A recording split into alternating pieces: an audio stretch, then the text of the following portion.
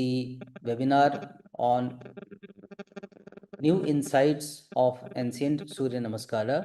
This is organized by the Department of Sports Science and Yoga at Ramakrishna Mission, Vivekananda Educational and Research Institute, Belur Math. Today's webinar has three important talks, and the first is by Dr. Arpit Kumar Dubey, who is Assistant Professor in the Morarji Desai National Institute of Yoga in New Delhi. He will be talking on the several references in ancient scriptures on the Suryanamaskara. We practice Suryanamaskara, but the source and the references are less known to us. So his talk will enlighten on that point. Then the second talk by Sri Sanjoy Majhi, a research scholar in the Department of Sports Science and Yoga, will talk on the Trichakalpa Namaskara, which is found in Rig Veda, first mandala.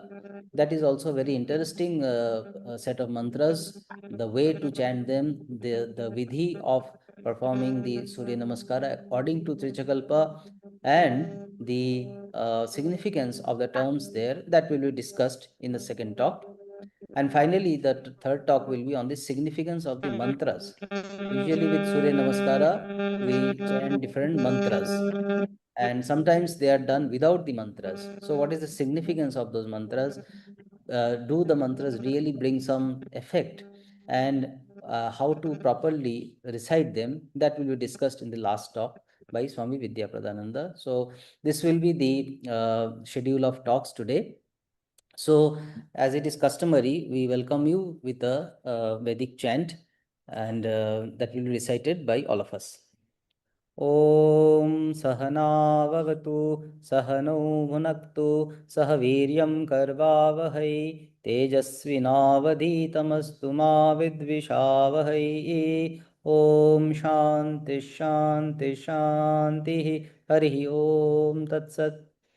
So due to urgent work, Dr. Arpit Dubey cannot deliver the first talk. So instead of that, the second talk will be done in the first. So I request Sanjoy Majhi to start his talk on the Trichakalpa Namaskara Vidhi of Rig Veda.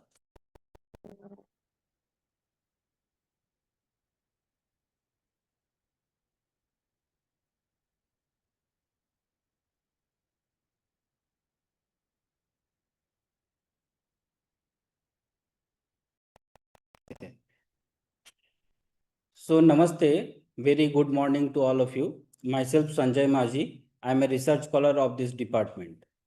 So today my topic is Truchakalpa Namaskara Surya Namaskara. So in India, lot of yogic traditions are available. Among them, few tried to practice Surya Namaskara with mantra chanting, and some of them are not practicing Surya Namaskara with mantra chanting. So those are following mantra chanting, Surya Namaskara with mantra chanting. They basically use very shorter version of Surya Namaskara mantra, which is Om Hrim Mitraya Namaha. Here Om is a bija, Om is a pranava, Hrim is a bija mantra, and Mitraya, it is a synonym of sun, and Namaha, it is suffixed with Namaha. So these very shorter version of Surya Namaskara mantra are usually used during Surya Namaskara practice. But so in this talk, I will talk about the what is the exact mantra in mentioned in Rig Veda, and how to you have to practice, and how to chant in the how to chant during practice of Surya Namaskara, and also what are the meaning and the significance of this mantra. And lastly, I will give the Truchakalpa Namaskara Vidhi, how to practice and how to chant during the practice of Surya Namaskara, that I will talk about in this session. So that is why my topic is Truchakalpa Namaskara, Truchakalpa Surya Namaskara Vidhi of.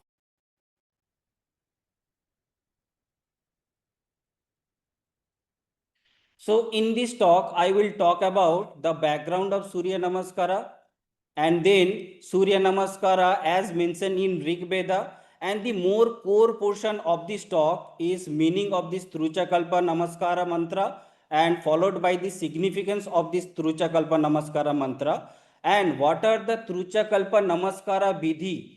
And lastly, I will conclude with a demonstration which will be played in a video that I will conclude in the last.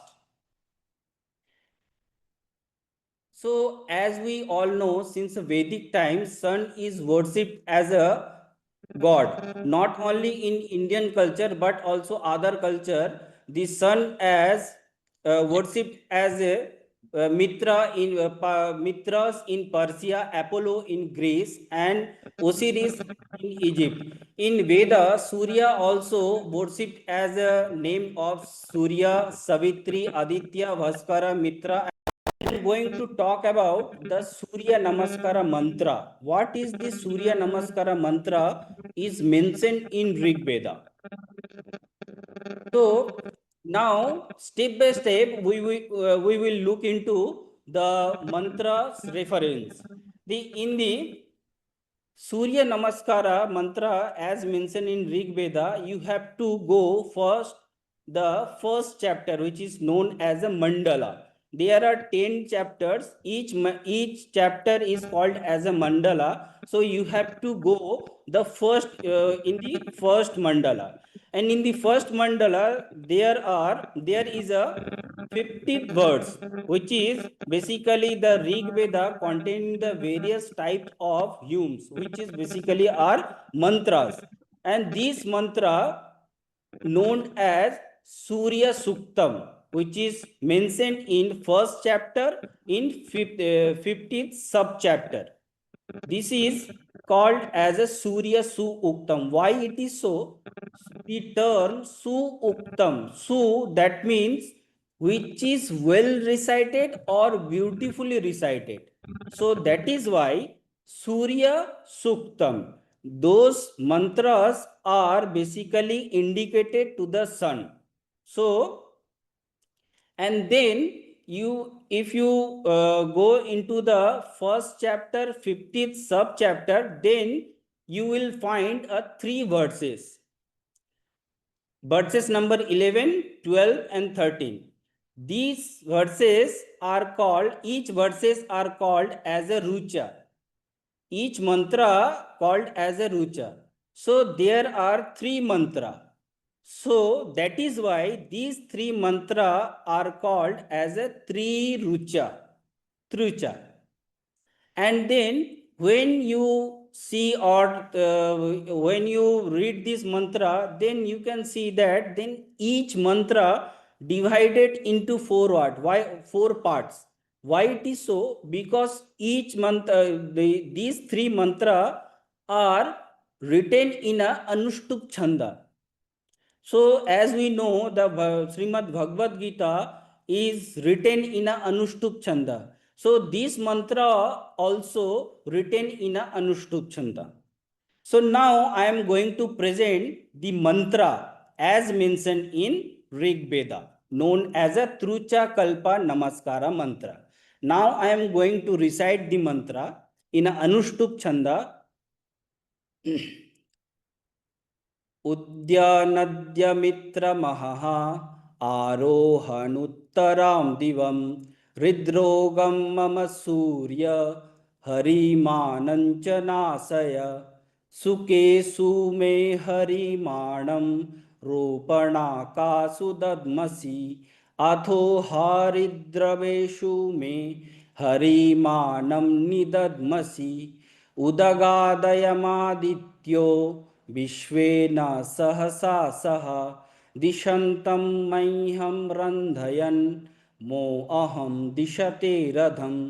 So these are the mantras which mentioned in Rig Veda named as a Trucha Kalpa Namaskara mantra.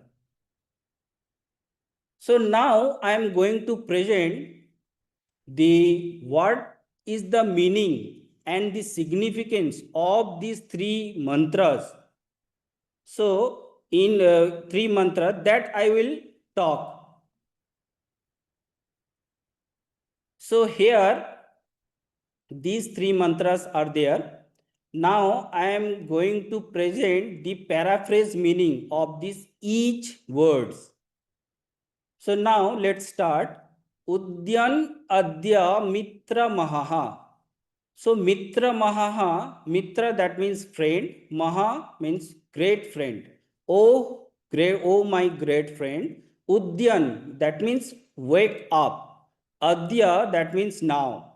So now, oh my great friend, get up. Arohan Uttaram Divam. Divam which indicated a day. Arohan which ascends, and Uttaram and also following. So, oh my great friend, please get up, and by which a day ascends. And the second line of the first rucha basically indicated two type of disease. Here I have highlighted in a blue color. So let's see what is the meaning of this second mantra and the second line of first mantra. So Hridrogam, Hridaya that means my heart, and Roga it is a disease. So Mama Hridrogam that means my heart disease. And another disease is that Harimanam. Harimanam it is a bilious disease and the bilious affliction. So, Mama Hridrogam and Mama Harimanam, my heart disease and my bilious disease. Nasaya, to be destroyed. So, it is a prayer to the sun that my heart disease and Harimana, my bilious disease, to be destroyed. Matlab, that means I have two disease. If I have a two disease and sun, it's worship to that the please remove these two disease from my body. Now come to the second rucha. In the second rucha, Sukesu me harimanam. Me that means mine. Harimanam, as I told that harimanam it is a bilious affliction. So me harimanam, my bilious disease. And Sudadmasi, you have to hand over. Please hand over. Dadmasi that means to give someone else and to hand over. My Harimana, my bilious disease, please hand over. If you want to hand over, so you have to give someone to whom he may carry. So that is why here there is a basic two terminology is there, which is Sukha and Ropanaka. Sukha and Ropanaka, this is the both are the indicating the two type of bird which is available in our Indian continent. Sukha named as a parrot, and Ropanaka it is called as a sarika or maina, or you can say that the starling. So starling, maina and suka, these two words is mentioned. Now come to the second line, Atho Haridra Veshu me. Me Harimanam ni dadmasi. Me that means mine, Harimanam, the bilious disease. My bilious disease to give Haridra Veshu. Haridra, it is a one kind of tree which stem and leaf are basically in yellow color. So that two birds and tree are basically handed over these heart and the bilious afflictions. Now come to the third rucha, and the third mantra is Udagadayam Aditya. Aditya, it is the synonym or the another name of sun. Uda Agad Ayam, which has came in my body. That the heart disease and Harimanam, which is come in my body, from where Vishwena, from the world, these two disease has came in my body. And by how does it came? The sahasa sahaha. sahasasa, that means by force it has came in my body. Now the second line, dishantam maiham. Maiham, that means with these two diseases, heart disease and the harimana, the bilious disease, are dishantam, which is verily disliked by me. Dishantam maiham, which is verily disliked by me. Randhayanmo, you have to please remove from my body, or please hand over this to someone else. Aham dishate radham. This dishate, that means that it is also verily disliked. Please hand over to someone else. So the first rucha is basically indicated that make a linking between heart disease and the bilious afflictions. And the second verse indicated two type of bird and one tree which is named as a haridra. And the last rucha is indicating that the sun who has the power to destroy this type of disease from my body. So these are the paraphrase meaning of Trucha Kalpa Namaskara mantra. Now I am slowly moving to the significance. What is this? What are the significance of these three mantra is mentioned in according to Ayurveda and in the commentary of the Rig Veda. Now the first mantra, the commentator Sayana of the Rig Veda, in the very beginning of this Trucha Kalpa Namaskara mantra, he has mentioned that the three principle. Why you are going to chant this mantra, the three principle he has mentioned. He has mentioned why this mantra is, and what is the purpose of the mantra is, and why you have to chant this mantra. So these three principle he has mentioned in the prior of the first verse. So now I am going to discuss the first principle. Udyan nityayam tricho roga santyartaha. Nityayam tricho. So these tricho, that means three mantra, which is mentioned in Rig Veda. By this tricha, roga santyartaha, the disease can be removed from my body. If you chant this mantra, then if you have a disease, then which will be removed from your body. So this is the first principle. Now come to the second principle is anena trichena tvak dosa santaye. Anena trichena tvak dosa santaye. By this tricha mantra, by these three mantra, basically skin related disease, tvak dosa, skin related disease can be removed. And anena trichena surya upasaniyaha. This is the third principle. Anena trichena, by this three rucha, by this three mantra, basically it is worship to the sun.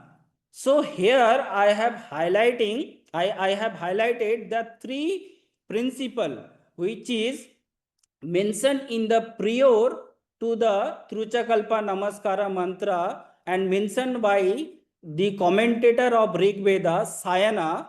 He has mentioned these three principles. Now I am going to talk about what is the Hridroga, that means heart disease, and what is the bilious disease. According to Sayana, the Hridaya Gatam Antaram Rogam. So what is heart disease? Heart disease, it is a Hridaya Agata, which is coming externally towards my heart or externally to my heart. From externally to my heart, which has came, that is called Hridaya Agata.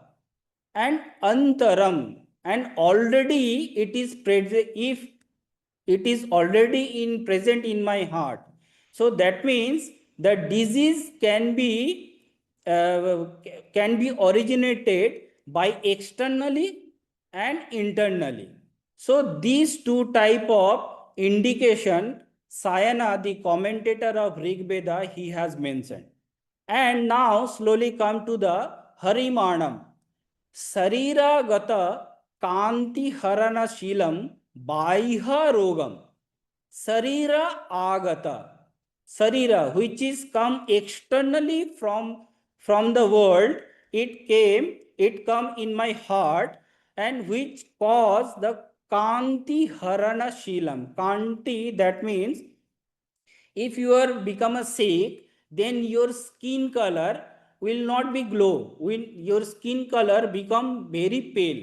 So this paleness is called as a kanti, and by this disease, by this harimanam, your glowing, your the color of your skin become pale. So he has mentioned the harimanam, which is coming from the bahya, which is coming from the externally, and caused by your skin become pale. And another thing he has mentioned that sarira gatam haridra varnam रोग प्राप्तम वैवर्ण्यम इत्यार्थः. शरीरगत हरिद्र वर्ण, शरीरगत हरिद्र वर्ण, the disease which has came from the externally and caused the vaivarnyam ityartha, which is caused to the paleness of my body. So this indication has been mentioned by Sayana in his commentary. Now, what are the perspective of Ayurvedic view? Now I am going to talk. The Susruta, he has mentioned that the cause of heart disease.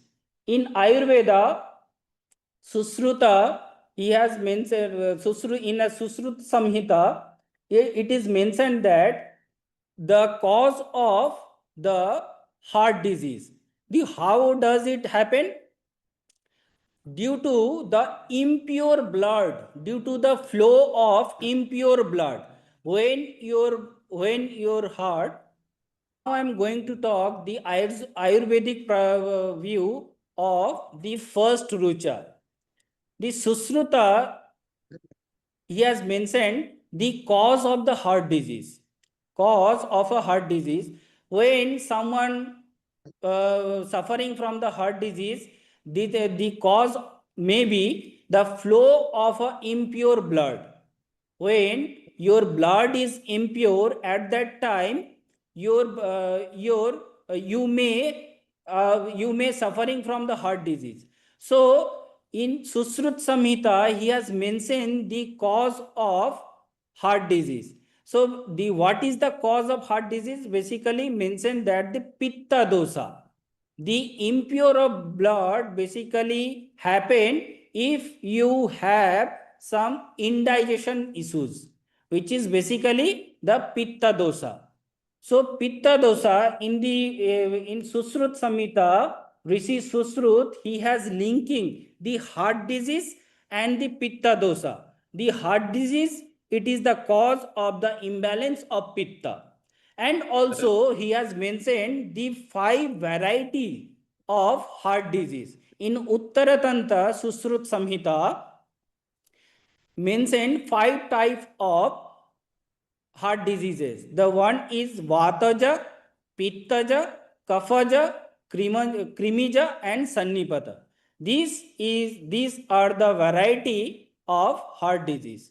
Now, and he also mentioned the what are the symptom if someone get afflicted by the pitta dosa, which may cause the heart disease. Then he has mentioned that one may experience excruciating pain. and fainting and also perspiration. And these are the basic symptom who has the heart disease, as mentioned by Rishi Susruta in his Susrut Samhita in the Uttara Tantra chapter. Now, this second verse of the Rig Veda of the Trucha Kalpa Namaskara mantra.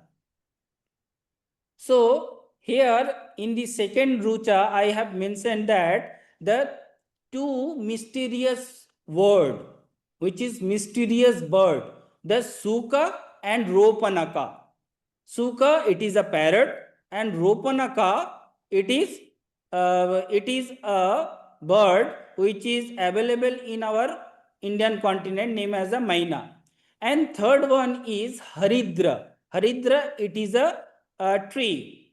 So now Sayana in his commentary mentioned that the Suka and Ropanaka, these two terms, and he has also mentioned that me madhyam harimanam sariragatam haridra varnasya bhavam shukesu tadrishvarna madhyam harimanam. That means my heart disease, which is sariragata, which has came externally, and haridra varnasya, by which my body becomes YOLO. Bhava, Sukesu. Suka, it is a one kind of bird, as I talk earlier. And Tadris Varna Kamaya Maneshu, Pakshishu, Tata Ropanakasu. Ropanaka, here another bird which is called Maina, or the Sarikasu. In also, it is the synonym of the Ropanaka, and it is also known as a Sarika. Pakshi Bisesesu Dadmasi. Sayana also mentioned that the Sarira Agata Haridra Varnasya Bhavaha.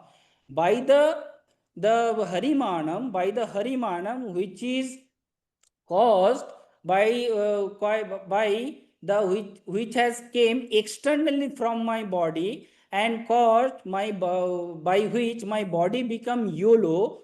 So YOLO, this YOLOness can be handed over to the Sukha and Ropanaka. Pakshi Visesu Dadmasi. Please hand over this my YOLOness to Sukha and Ropanaka. And another, the Sayana, the commentator, he has mentioned the Haridrava. In his commentary, Sayana, he has mentioned Haridrava. Haridrava, it is a one kind of bird known as a Gopi Tanak. And in English terminology, if you Google it, then you can see that the yellow yaktel. Yellow yaktel, it is a bird, looks like a sparrow, and its body is yellow color, yellowish color. So that is why the significance of this second verse is that the yellowness of my body, please hand over to the Sukha, please hand over to the Ropanaka and Haridrava. It is another type of bird which is in yellow color. Please hand over this yellowness, this my yellowness, please hand over to these birds. Now the third mantra, the second mantra. Now I am going to talk about the Ayurvedic perspective of the second Rucha. Bhagavatta, he has mentioned in Ashtanga Sangraha in the 5th chapter, he mentioned that Sukha, it is a family of a tree. Family, that means there in this category, numerous trees has came into this category. So those trees are Siris, Thaunyak, Talis, Gandhak, Jambu, Arka, Dadim, Sigru, and Shiri. These are the name of trees which are come into the family of a Sukha. And he has this specifically mentioned that the leaves and the seeds of this tree are basically used to remove jaundice and the curing from the heart diseases. So this family and this category, the Sukha category of tree, Sukha category of tree basically used to remove jaundice and helps to cure from the heart disease, which is mentioned in Ashtanga Sangraha, which is written by Bhagavatta. And also now the third verse of the Tricha Kalpa Namaskara, Udagadayam Aditya Vishwena Sahasasaha. Uda Agad Ayam Vishwena Sahasasa. From the external world, which these two disease has came in my body, and Dishantam Mayham, which is basically verily disliked by me, please Randayan, please hand over to someone else, and please remove these two diseases from my body. So here mama upadrapkarina, mama upadrapkarinam himsana. That means mama that means my upadrapkarina, these diseases, upadrapkarina, that means the heart disease and harimanam disease, and which may cause to the suffering, and karini hinsana, please destroy. These two disease, heart disease and the bilious disease, is used to prayer to the sun, please destroy these two disease. Why it is so? Apicha aham dishate nishtakarena rogaya moradham naiva himsam karomi. That means naiva himsam karoni. That means these two disease, my itself, I am not able to remove from my body. Naiva himsam karomi. I am not able to remove from my body. So that is why it is praying to the sun that the please remove these two diseases from my body. Surya eva asmad anishtakarina rogaha. Surya eva anishtakarina asmad anishtakarina rogam vinasaya ityartaha. So that is why the sun is, I am peering to the sun that I am unable to resist, and I am unable to remove this disease from my body. So please destroy these two diseases from my body.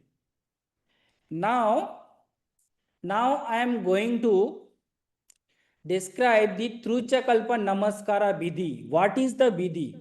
How to chant this mantra during Surya Namaskara practice, that I am going to talk.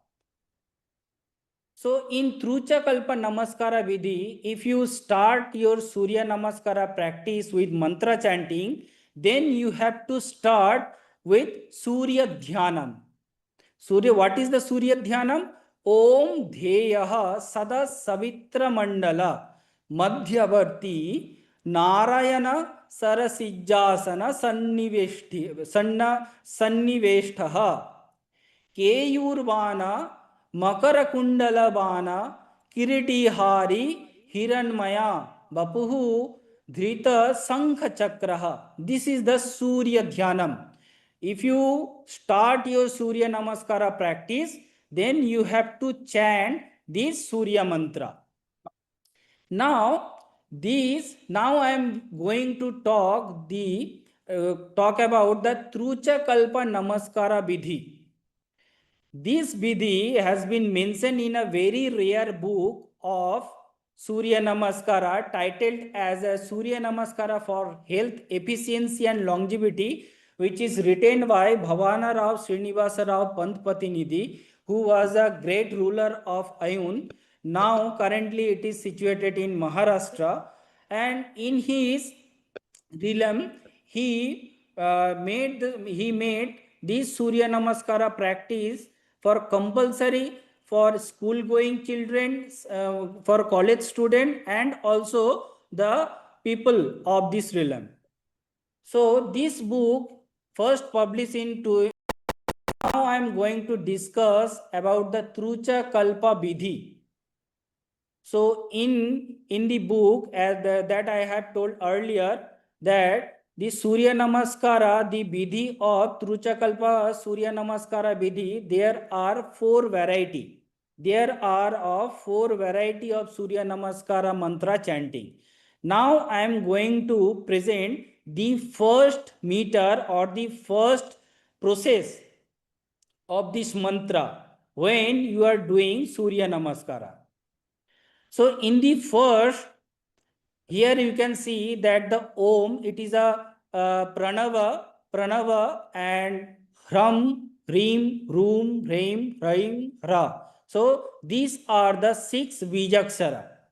Om, 1 Bijakshara, then the Udyanadya Mitra Mahaha. That I told earlier that these three mantra, these three rucha divided into four part. So each part is called as a pada. So Udyanadya Mitra Mahaha, it is a one pada. Aroha Nuttaram Divam, it is another pada. So in this way, there are three mantra, and each mantra has a 4 part. So their total number of padas are 12. So here the total 12 padas are there from here to there Dadmasi. So there are the 12 padas are there. So the first meter, if we look into the first meter, Om Hrim Udyanadya Mitra Mahaha, this is a pada, this is the first pada of the first rucha. Then suffix to it Ram Om Mitraya Namaha. So basically nowadays some tradition used to follow only this from Om Mitraya Namaha. But the exact mantra is Om Hram Udyanadya Mitra Mahaha Om Hram Om Mitraya Namaha. So this is a first meter or the first avartana. Okay. If we look into the second mantra, Om Hrim Udya Arohanuttaram Divam Hrim Om Ravaye Namaha. So this is the second mantra. So in this way, the formation of mantra like this, Om, one Bijakshara, one Pada, then one Bijakshara, and Om, and one name of sun, Mitra and Namaha. So Mitra, Ravaya, Surya, Vaneva, these are the name of sun basically, which is taken from the Aditya Hridayam. In Yodha Kanda, and this part will be discussed in the in the next session, which is delivered by the revered Swami Vidyāpradānanada. He will discuss about the Ram, Rim, Mitraya Namaha. What are these mantras? What are the significance of these mantras? So this is the first avartana of Truchakalpa Vidhi. Now I am going to present this second avartana or this second vidhi. So in this second vidhi, 2 bija mantra, Ram, Rim, 2 bija mantra, 2 padas, and 2 name of sun. So second vidhi consists of 2 bija mantra, 2 pada, and 2 name of sun. So here look into the first mantra, Om Ram Rim Udyanadya Mitra Mahaha Arohanuttaram Divam. This is the 2 padas. Ram Rim Om Mitraya Ravaye Namaha. Here 2 bija mantra, 2 pada, and the 2 name of sun. The second meter is 2 bija mantra, 2 pada, and 2 name of sun. In this way, you have to chant. If you during the practice of Suryanamaskara. Now, the third meter of Trucha, 4 bija mantra, Ram, Hrim, Hroom, Hreim. 4 bija mantra, 4 padas, Udyanadya Mitra Mahaha, Arohan Uttaram Divam, Hridrogam Mama Surya, Harimanancha Nasaya. They are the 4 padas. Ram, Hrim, Hroom, Hreim. Then again Om, the 4 name of sun. Mitraya, Ravaya, Suryaya, Bhanabe, Namaha. So if you chant this mantra, so it will be like this. Om Hrim, Om Ram, Hrim, Hroom, Hreim, Udyanadya Mitra Mahaha, Arohanuttaram Divam, Hridrogam Mama Surya, Harimanancanasaya, Ram, Hrim, Hroom, Hreim, Om Mitraya, Ravaya, Suryaya, Bhanabe Namaha. So this is the third meter or the third avartana of Surya Namaskara Vidhi. Now, the all bija mantra, as we know, there are 6 bija mantras.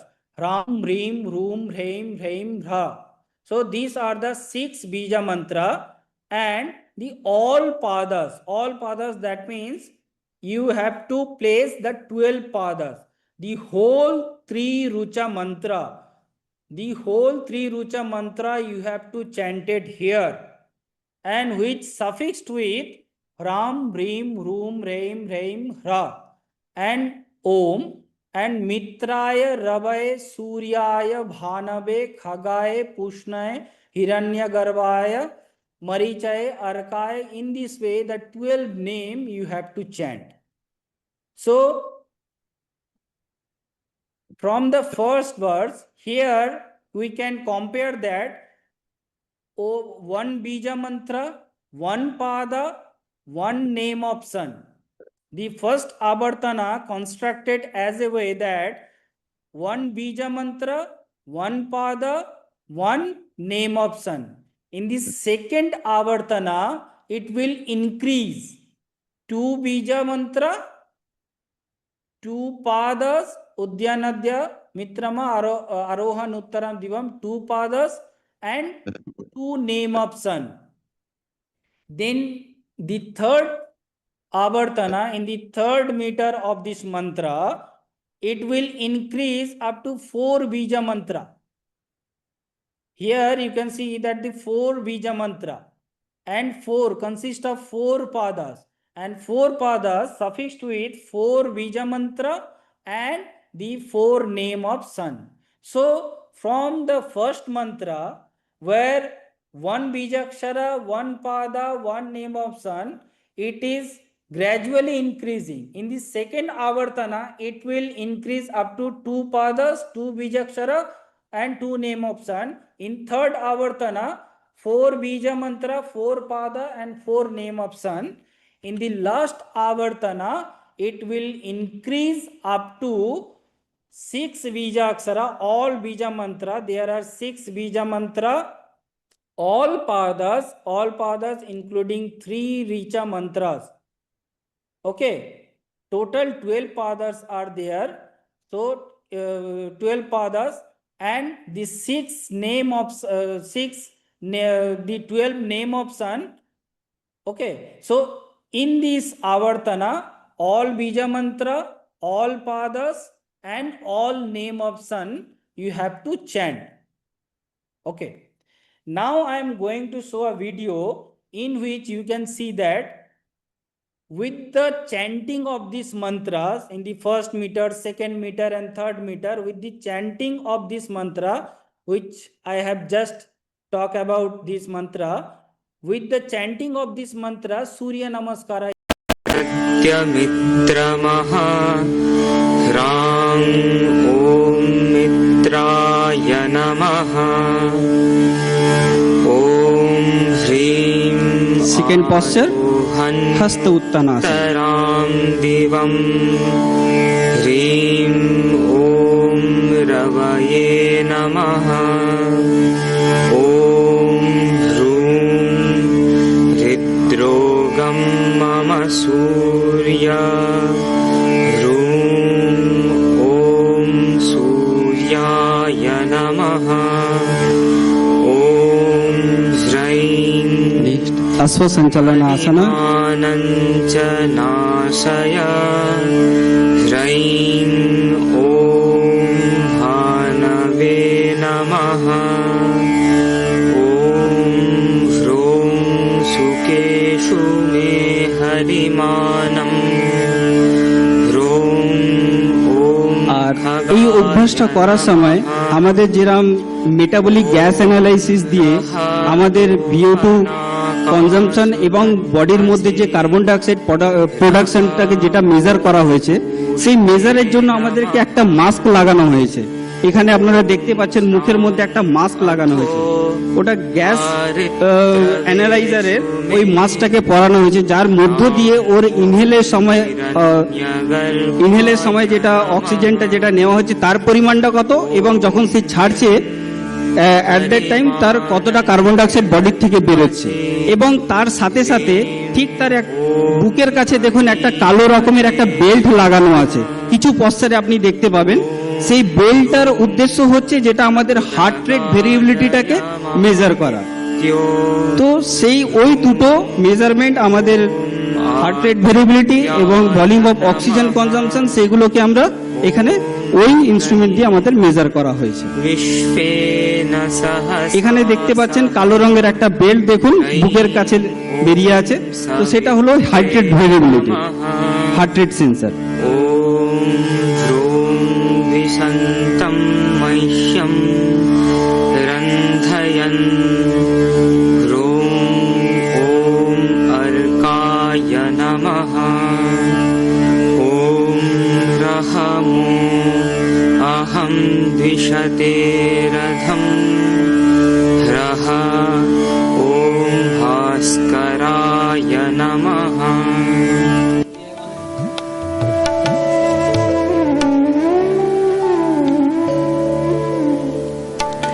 এর পরবর্তী ত্রুচাকল্পা বিধি 2। তো এখানে একটি মন্ত্রকে উচ্চারণ করতে সময় লাগে 20 সেকেন্ড। তো এই রাউন্ডের মধ্যে আমরা প্রত্যেকটা পশ্চারে 20 সেকেন্ডের হোল্ড করব।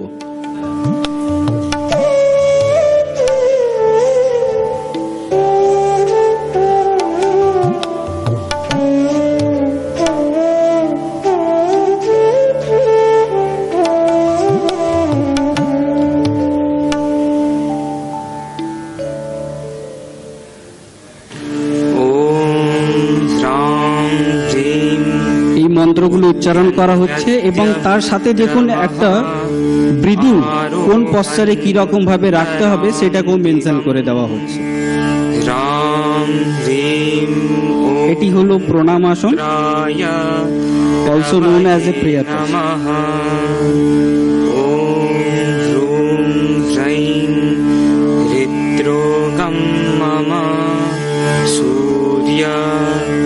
हरिमानञ्च नाशय ह्रूं ह्रैं ॐ सूर्याय भानवे नमः ॐ ह्रूं रः सुकेषु मे हरिमानं रोपणाकासु दत्मसि ह्रूं रः खगाय पूष्णे नमः ॐ ह्रां ह्रीं अथो हरिद्रवेषु मे हरिमानं निदत्मसि श्रां ह्रीं ॐ हिरण्यगर्भाय मरीचये नमः ॐ ह्रूं ह्रैं उदगादयमादित्यो विश्वेन सहसा सह ह्रूं ह्रैं ॐ आदित्याय सवित्रे नमः ॐ ह्रूं रः द्विषन्तं महिषं रन्धयन्मो अहं द्विषते रथं ह्रूं रः ॐ अर्काय भास्कराय नमः ॐ ह्रां ह्रीं उद्यन्यद्यमित्रमः आरोहन्नुत्तरां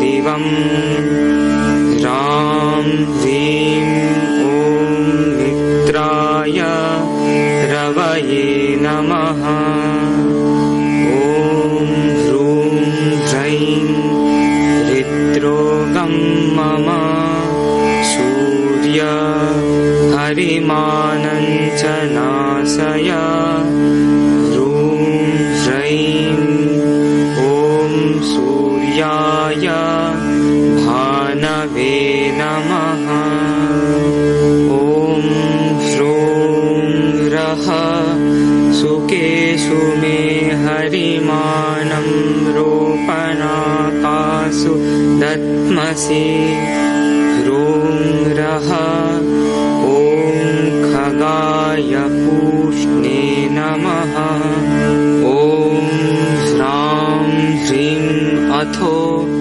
हरिद्रवेषु मे हरिमानं निदद्मसि श्रां ह्रीं ॐ हिरण्यगर्भाय मरीचये नमः ॐ ह्रूं ह्रैं उदगादयमादित्यो विश्वेन सहसा सह ह्रूं ह्रैं ॐ आदित्याय सवित्रे नमः ॐ ह्रूं रः द्विषन्तं महिषं रन्धयन्मो अहं द्विषते रथं ह्रूं रः ॐ अर्काय भास्कराय नमः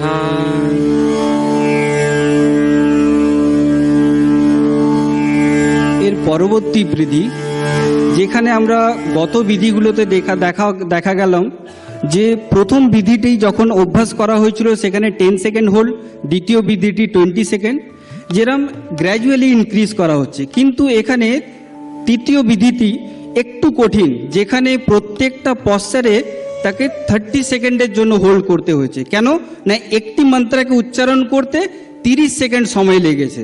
তো সেই জন্য 12টি পশ্চারে 30 সেকেন্ড করে হোল্ড করা হবে।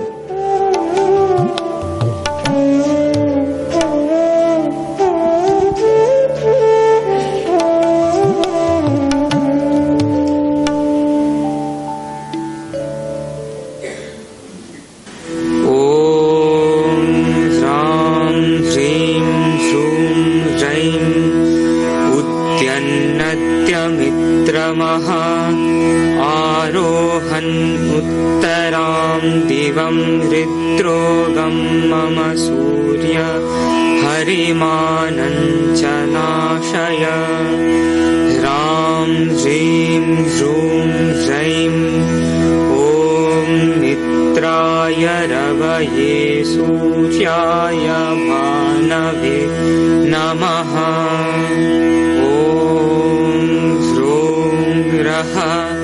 ह्रां ह्रीं सुकेषु मे हरिमानं रोपणाकासु दद्मसि अथो हरिद्रवेषु मे हरिमानं निदद्मसि ह्रूं रः ह्रां ह्रीं ॐ खगाय पूष्णे हिरण्यगर्भाय मरीचये नमः ॐ ह्रूं ह्रैं ह्रूं रः उदगादयमादित्यो विश्वेन सहसा सह दिशन्तं महिषं रन्धयन्मो अहं द्विषते रथं ह्रूं ह्रैं ह्रूं रः आदित्याय सवित्रे अर्काय भास्कराय नमः। ॐ ह्रां ह्रीं श्रूं ह्रैं उद्यन्नत्यमित्रमः आरोहन् उत्तरां दिवं हृद्रोगं मम सूर्य हरिमानञ्च नाशय। ह्रां ह्रीं श्रूं ह्रैं ॐ मित्राय रवये सूर्याय भानवे नमः। ॐ ह्रों रः ह्रां ह्रीं सुकेषु मे हरिमानं रोपनाकासु दद्मसि अथो हरिद्रवेषु मे हरिमानं निदद्मसि। ह्रों रः ह्रां ह्रीं ॐ खगाय पूष्णे हिरण्यगर्भाय मरीचये नमः। ॐ ह्रूं ह्रैं ह्रों ह्रः उदगादयमादित्यो विश्वेन सहसा सह दिशन्तं मह्यं रन्धयन्मो अहन्विषते रथम्। ह्रूं ह्रैं ह्रों रः ॐ आदित्याय सवित्रे अर्काय भास्कराय नमः। ॐ ह्रां ह्रीं श्रूं ह्रैं उद्यन्नत्यमित्रमः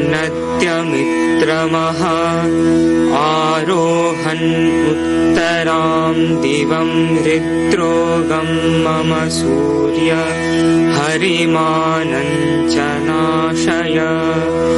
ह्रां ह्रीं श्रूं ह्रैं ॐ मित्राय रवये सूर्याय भानवे नमः।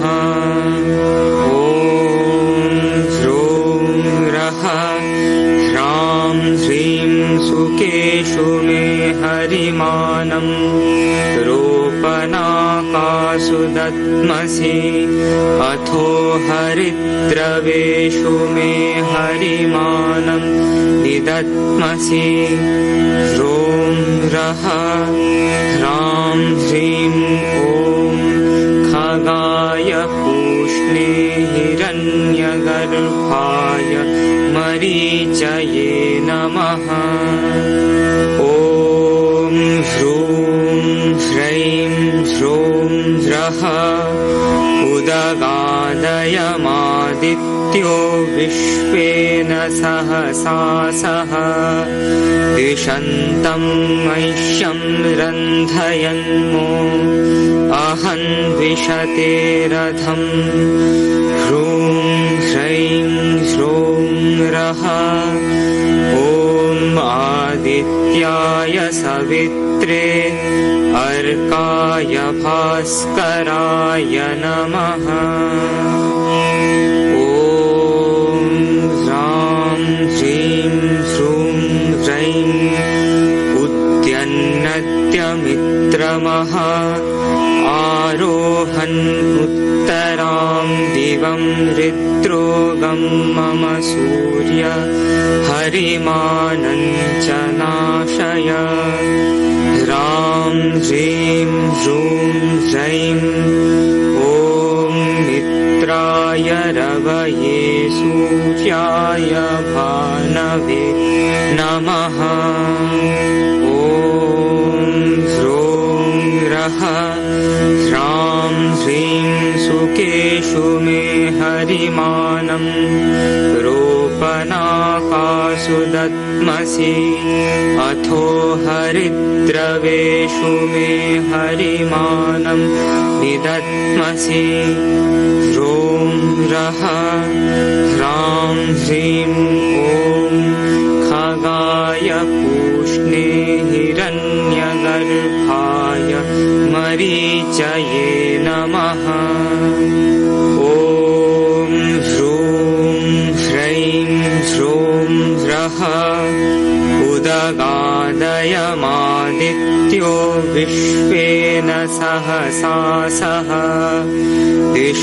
तं मह्यं रन्धयन्मो अहं द्विषते रथं ह्रूं ह्रैं ह्रों रः ॐ आदित्याय सवित्रे अर्काय भास्कराय नमः।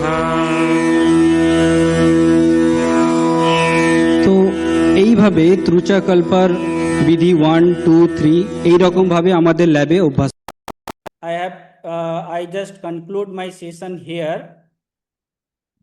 So if you have any question, then you may ask.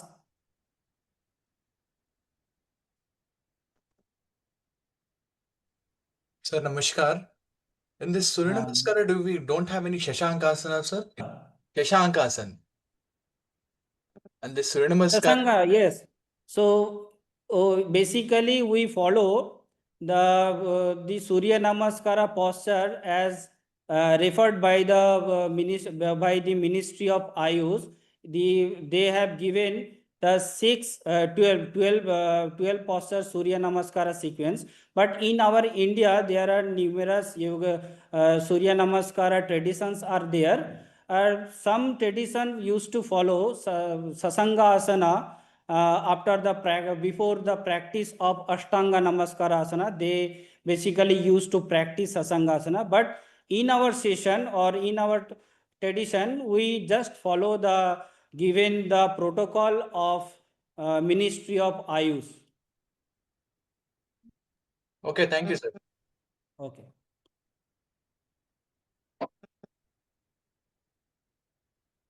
Any more questions? Sir, are there any precautions we should take? I mean, many of my friends, right? I am around 50, right? So I tell many of my friends to practice Surya Namaskara, but some of them have, let's say, spondylitis or this kind of issue, disease problem. So is it safe to practice Surya Namaskara if you have, I mean, are there any particular diseases, if you have those, you should not practice Surya Namaskara? Okay, very good question you have asked. That Surya Namaskara, as we know, it is a combination of 12 yogic postures. Any back pain or heart diseases, then you have to consult with your doctor before practicing to the Surya Namaskara. And if you have not any kind of disease or the physical discomfortness, then you may practice with a slow manner. Okay, and you have to practice Surya Namaskara under the guidance of a Sir, is there any bad impact for wrong pronunciation of the mantras? Yes, you have to chant the mantras in a proper way. Then you get the benefit of. Sir, initially, how many times one should practice? Yes, and you have to practice the Surya Namaskara under the guidance of your yoga instructor, and under the guidance of a yoga instructor. If you are any discomfort, pain, discomfort, or anything else, then you may have to consult with your physician. And if you are in a healthy person, then slowly you may start the Surya Namaskara with 2 to 4 rounds in a day, 2 to 4 rounds in a day, and day by day you can increase your practice. Okay, thank you. Sir, Sir, Yes. have you been conducting? thank you, sir. Hello. Sir, have you been conducting any experiments to compare the effects of Surya Namaskar with or without these mantras? No, in our lab we do the Surya Namaskara. The participants are performing Surya Namaskara in a different intensity. What is the effect of this different intensity during the practice of Surya Namaskara? That experiment we have, but we did not do any experiment in our lab with the mantra chanting or the find out the effect of mantra chanting and without mantra chanting Suryanamaskara practice. Okay.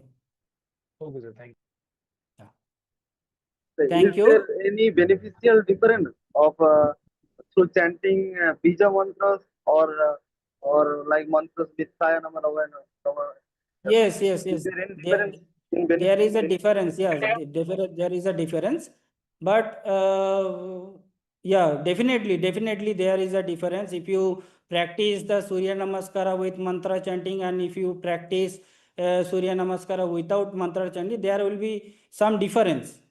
And most important thing, you have to chant this mantra in a proper way, then you can get the proper benefit of it. Okay. Thank you one and all.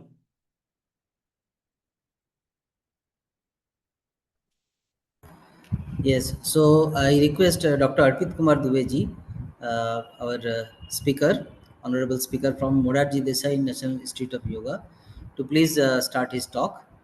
After his talk, we will have a break. Then we will start at 2:30 as it is told. So whatever time Dr. Dubey will take, after that we will start at 2:30, and then after 3:30 there is a question answer session. So you can ask all of your questions. All of us will be present in the question answer session. So Dr. Arpit Dubey, please start, sir. Thank you. Namaste, Swamiji Pranam. I hope I am audible and my audio video is Yes, clear. sir. Yes, sir. Yeah, thank you. Thank you. So, it is my proud privilege to be here. And I think 2 months before, first time I have a interaction with Swami Vidyāpradānanada, and I'm very much impressed by the work and his learning, his way of expression. And we decided that somewhere, wherever there will be opportunity, we will connect and discuss whatever I have a learning, my experiences. So again, I am very thankful to Swamiji that you have given this opportunity to me to present myself here. So very first, I express my gratitude to Bande Guru Paramparam, because we are a part of that great lineage of teaching and learning from Ramakrishna Paramhansaji to starting, and the parampara is still going on.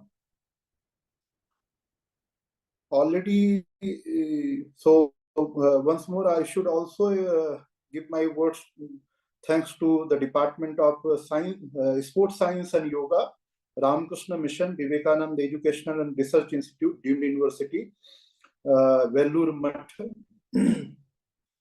So, I think I can say that from my childhood itself, I am very much impressed by Swami Vivekananda. So it is my first time that I am associated with any event which is organized by that great organization. So I think a few months before, I have also another great opportunity to talk or discuss on Swami Vivekananda. And then I said 3 very simple words, that what is the purpose of life and what is the method or methodology to get or to achieve that purpose, and what are the benefits of achieving that purpose. So I put that 3 simple words, Swami Vivekananda.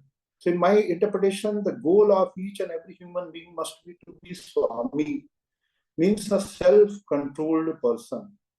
As you all know that in our yoga tradition, we always define yoga as a yogaschitta vritti nirodha. And then the goal of yoga is the tada drashtuhu swarupe avasthana. Means yoga is the art and science of mind management, and the ultimate achievement of yoga is that tada drashtuhu swarupe avasthana, just restoring in its own or in true self. So that called the Swami. Swami means a person who is a restore in or his true nature. And what is that true nature? That called the Satchidananda. So in the Vedanta tradition, or even in a yoga tradition, we also say that due to avidya, due to self-ignorance, we are vritti sarupya mitratra. We are more attracted, we are more dependent. Somehow we are totally dependent and totally attracted and addicted towards that outer, visible, physical, commercial world. But that cannot give that kind of happiness or whatever we are willing or we are wanting from the outer. So the most important goal of life is to be Swami, a self-regulated person. If it is clear that we must be a self-regulated person, then the next another question there may be that what is the procedure to be the Swami? And procedure is very simple, that called the follow the pathway of Viveka. The inbuilt, the unique feature of human being, which is known as the power of discrimination between right and wrong, between good and bad, between ethical and unethical, and to be determined towards the goodness, that ethicalness, that idealism, and always avoid that something which is going to degrade a human being. So that's why in a Yoga Sutra we say the term is Abhyas and Vairagya. So basically Abhyas and Vairagya is according to me, it's a method of self-upgradation, because in the process of evolution, now we are here as a human being. And it is scientifically said that our lowest, you can say the evolution is the animal kingdom. And our highest may be, according to Sri Aurobindo, it may be the great or superhuman being, or in our Vedic parampara, Deva, the divine power. So being a human, as a human being, we have a two possibility, that we can upgrade ourselves or we can degrade ourselves. So that is in yoga is known as a klishta vritti and aklishta vritti. So klishta vritti means there are certain tendencies of previous birth which always pull downside a person to be degraded or just be affected by the normal outer world subtraction. Another possibility is the aklishta, means there are possibilities of self-upgradation. So that's why in the yoga we recommend two things, abhyas and vairagya. Means we must consciously put efforts for self-upgradation, that called the abhyasa, and we must avoid self-degradation, that called the vairagya. Although there is another meaning of these two terms, this is my interpretation. And once a person is established in self-control state, it may be emotionally, it may be mentally, it may be intellectually, it may be physically, hardly matter. So the tool is a viveka. So if we follow the pathway of viveka, and in English the term is very good, that called the common sense.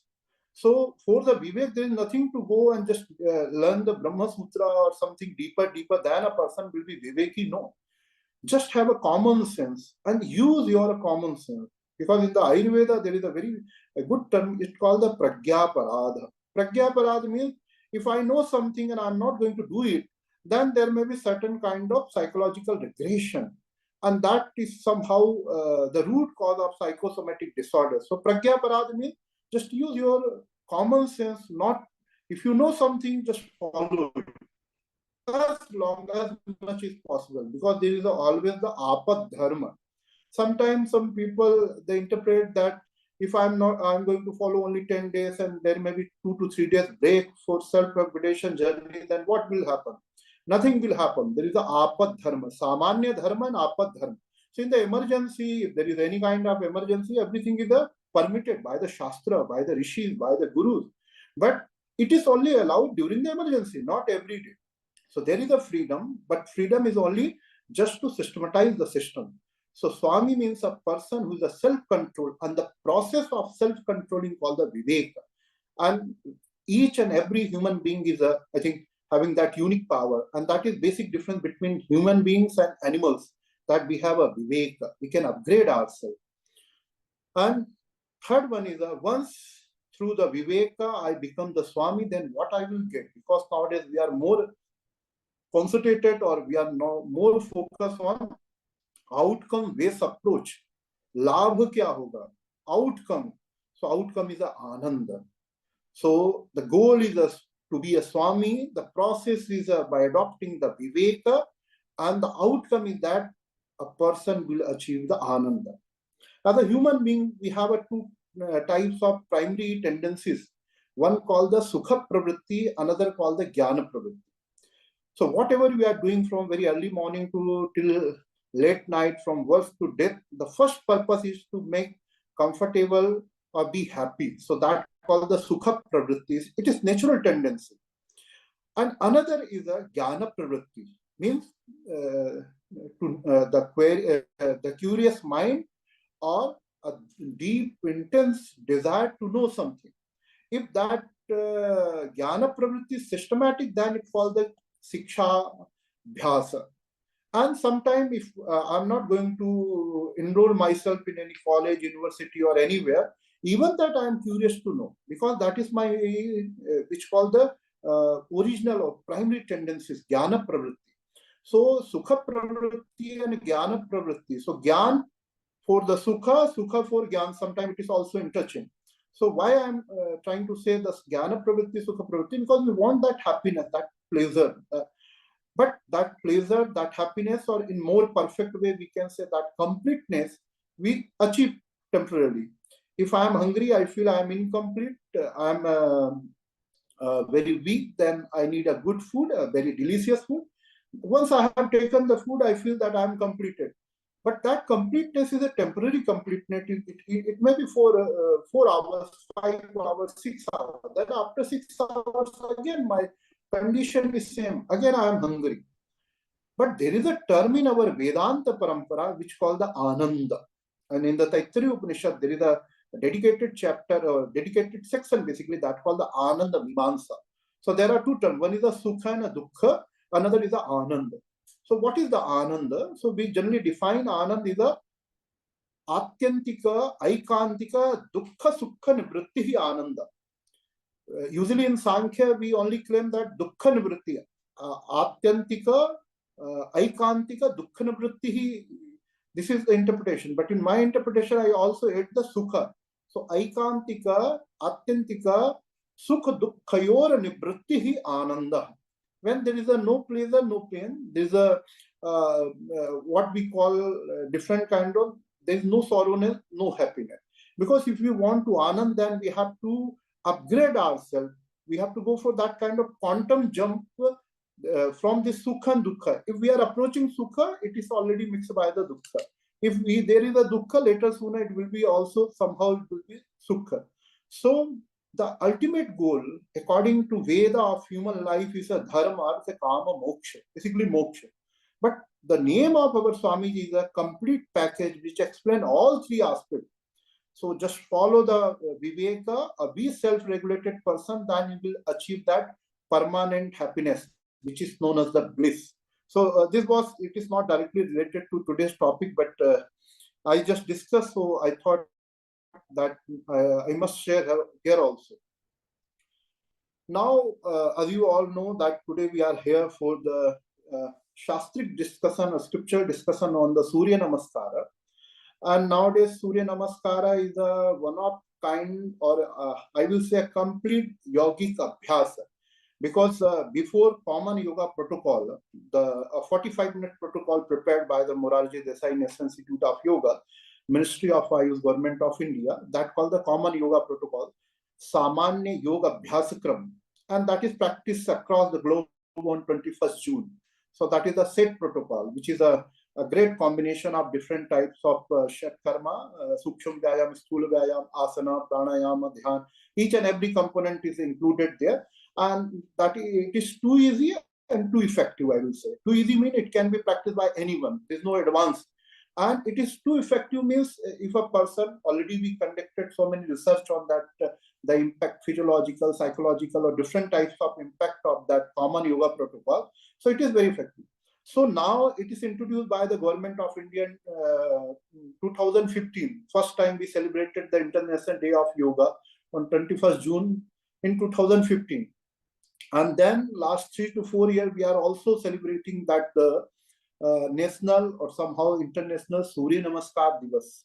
So it usually start from 1st January to till 14 January, because 14 January is celebrated as the Makar Sankranti in India. So it is considered that the Makar Sankranti is you can say, a festival of sun.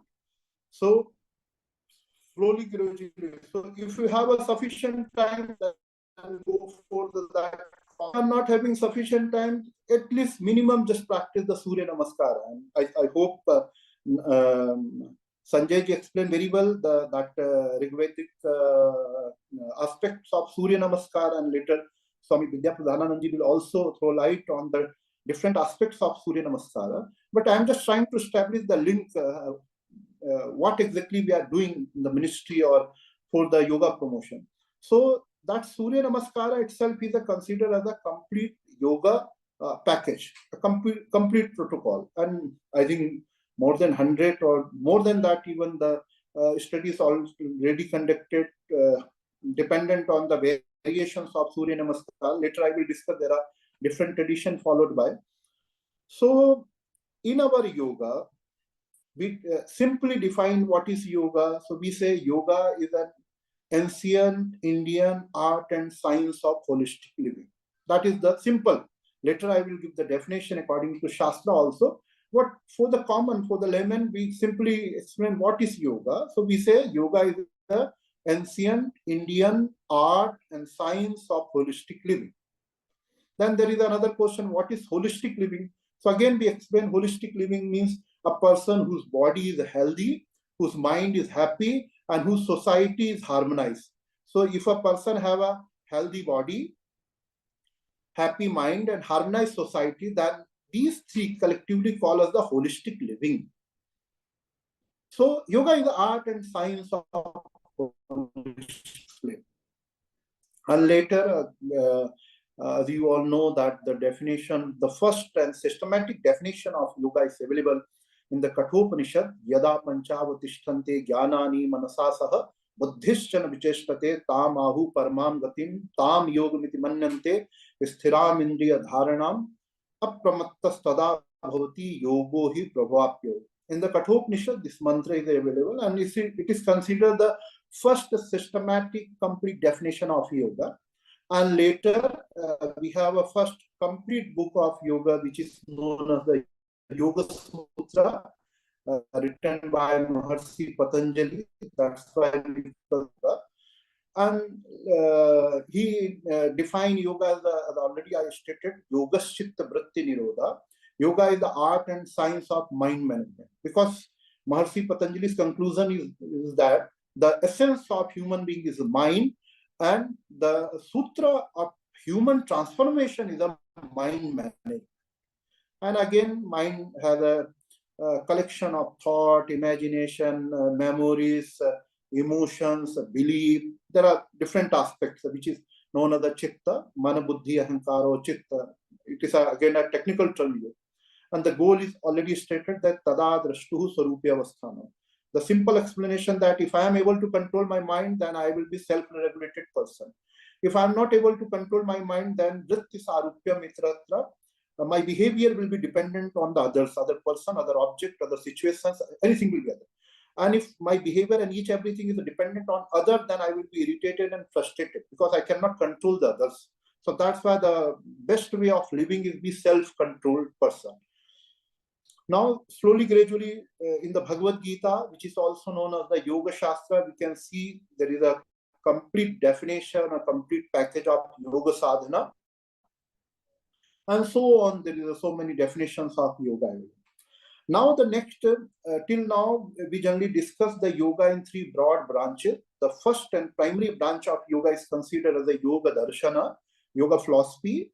Then the next branch is considered as the yoga abhyasa or yoga practice. And the recent branch of yoga is considered the yoga therapy.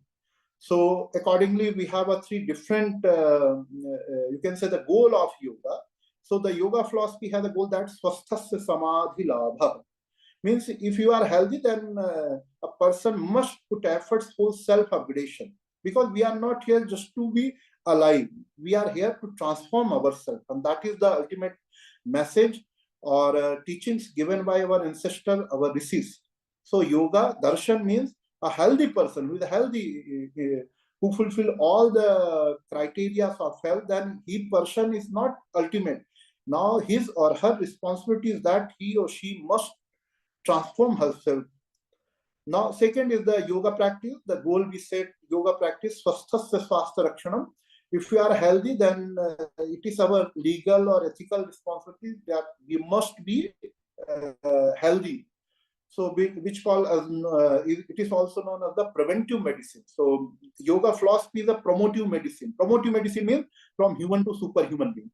Preventive medicine means from human to human, at least the healthy human. And third one is the yoga therapy, which is now considered the aswasthasya swastha prapti. If you have any kind of disease disorder, you must cure it with the help of yoga practices, with the certain practices, certain restrictions which are prescribed by the yoga, and then a person will be healthy. So yoga therapy, aswasthasya swastha prapti, means a person, if he or she is not psychologically or physiologically well or fit, then he or she must put effort for wellness.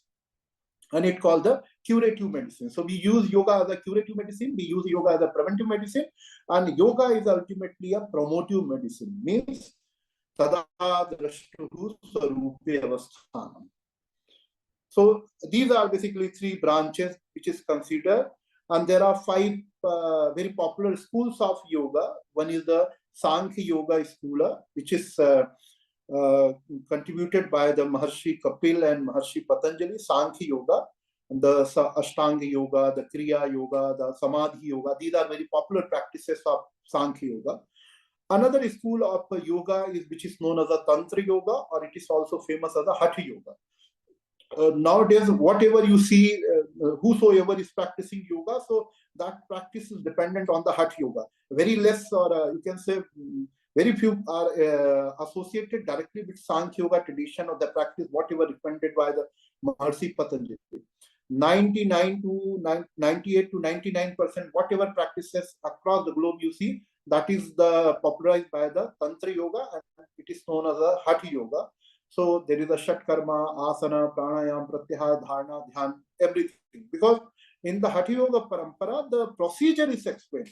In a Sankhya Yoga Parampara, only the philosophy of practice is explained. But in Hatha Yoga, in Tantra Yoga Parampara, the procedure is explained. Because a person must practice pranayama, and pranayama is what? Inhalation, holding, and exhalation. This is just a philosophical interpretation or description. It's called the theoretical. But how to do pranayama? First inhale from left, then close your left nose, then hold, then exhale from right. So this procedure is very simply explained in Hatha Yoga Parampara. That's why yoga is nowadays a synonym of Hatha Yoga Parampara. And more, that's why sometimes you see that yoga means, some of scholars claim yoga is the asana itself, sometimes pranayama itself. It is partially corrected, because asana is the most visible aspects of yoga practice. And being in pragmatic world, we are bound to accept something which is most visible. So if I am doing meditation, only you can see my gesture posture, but you are not able to assess really I am doing meditation until unless certain that brain waves, etc. are not measured or not monitored. But in asana, you can see, yes, he is doing asana. Just Sanjay ji demonstrated very well three different types of Suryanamaskara on the basis of the. So now he was instructing a person. There was, and the third and very popular school of Vedanta, school of yoga is the Vedanta Yoga, and which popularized the yoga across the globe, especially the great contribution of two rishis. One is Adi Sankaracharya ji, and another is the Swami Vidyāpradānanada. So they very greatly contributed to promote that Vedanta Yoga, which is again four types of yoga is very popular: Karma Yoga, Jnana Yoga, Bhakti Yoga, and Dhyana Yoga. So, and Vedanta Yoga is also very popular because they popularize yoga for 24/7, because asana cannot be practiced 24/7, but the karma, the jnana, the bhakti, the dhyana, these are some practices which are not outside from routine. These are a part of our routine, and if we are going to do it with that certain kinds of awareness, certain kind of knowledge, then these itself become the yoga. And very popularly in the Bhagavad Gita, the text of Prasthantraya, which also explains the Karma Yoga. If you are not able to do any kind of yoga, just to be dedicated and devoted your duties and responsibilities, and that is the greatest yoga, which is known as the Karma Yoga. So same. The fourth tradition is also, which is known as the Buddha Yoga. The Vipassana is very popular nowadays in India and across the globe. A meditative technique from the Buddha Yoga. Same way, another school is the Jaina Yoga. So the schools of yoga are divided in two parts again: Vedic called Sankhya Yoga, Hatha or Tantra Yoga, and then Vedanta Yoga. Vedic means which are not directly dependent on the Veda, but they are very popular, which is known as the Buddha Yoga and Jaina Yoga. So these are basically 5 schools of yoga. Now we have to trace that which school is directly associated with the Suryanamaskara practice. So in a Sankhya Yoga tradition, the complete work is known as the Yoga Sutra. So in a Yoga Sutra, basically directly there is nothing explained in different aspects of asana. Later the Vyas introduced, I think 7 to 11 different asanas named. But again, in that tradition, asana means any sitting posture, because that tradition is more focused on the asana on the dhyana and samadhi. So they need only a posture which is comfortable to sit and have a just pranayama practice. Basically, they start the dhyana. So dhyana is very important. So any meditative posture is sufficient. But later it is realized that no, body has a it is the, you can say, the bundle, or it is a complete package of energy, and it must be released, it must be energized. And for that, in Hatha Yoga tradition, that 84,000 or more than that asanas are mentioned there. Some of asanas, more than 10, 20, 30, 34, or sometimes 70 are described with the procedure, that step by step, what is the first step, second step, third step, fourth step. So basically, we can trace the origin of Suryanamaskara in the Tantra Yoga Parampara, and especially in Hatha Yoga. In Tantra Yoga, again, there are 3 types of Tantra: Shaiva, Shakta, and Vaishnava Tantra. So Shaiva is a very famous in the Kashmir or that area. Somehow some part of Shaiva Vedanta or Shaiva Tantra is also popular in the South India. Then the second one is Shakta Tantra or Shakta Parampara, which is again popular in the Bengal, Bihar, and the northeastern region. And third one is the Vaishnava Parampara, Vaishnava Tantra Parampara, which is more popular in Madhya Pradesh, Uttar Pradesh, these 4 to 5, 6 states. So they call themselves as a Vaishnava. So their culture, their practices are dependent on them. So basically, this Suryanamaskara can be traced in 2 traditions, especially Shakta Tantra, and that Shakta Tantra later is known as the Hatha Yoga Parampara. Shaiva Tantra is also contributed in the Hatha Yoga Parampara, because in our tradition there are 2 terms. One is a Nigam, another is a Agam. So Nigam means the hymns, that Samhita Grantha, that Veda, which is perceived by the rishis in the deeper state of meditation. Te dhyana yoga gata anupashyan. Means when a rishi was in deeper state of meditation, then they realized something. The collection of that called the Shruti is that Samhita Veda. But the simplest form of Veda is known as the Agama. What is Agama? Agama is the Vedic knowledge in simplest way explained by Lord Shiva to Ma Parvati. And that Agama is slowly, gradually is more popular, sometime in Puranic form and in different. Even in non-Vedic tradition, that Agam Parampara is also visible. So the Suryanamaskara, which is now popular, even the Ministry of Ayush is given a protocol that these 12 steps, that 7 asanas must be practiced, because there are variations. There are 4 to 5 different schools, they have a certain variations. Later I will try to discuss also that. So in the 5 schools, we can see that this Suryanamaskara practice is related with the Tantra Yoga Parampara or Hatha Yoga Parampara. Just I try to give a brief glances or just a brief description of that. Second, there are 4 to 5 different theories which are about the origin of yoga. So one of theory is that in our knowledge tradition, it is considered that Brahma is the Adi Pravakta, means all kinds of knowledge are derived from the Brahma. So Brahma called the first orator. the root of all knowledge system. Then he given his fourth son, and then slowly from son means putra, and then slowly it is transferred to the rishis, to Brahman, and then it came to us. So that also called one of yoga parampara, called the Brahma parampara, Brahma tradition.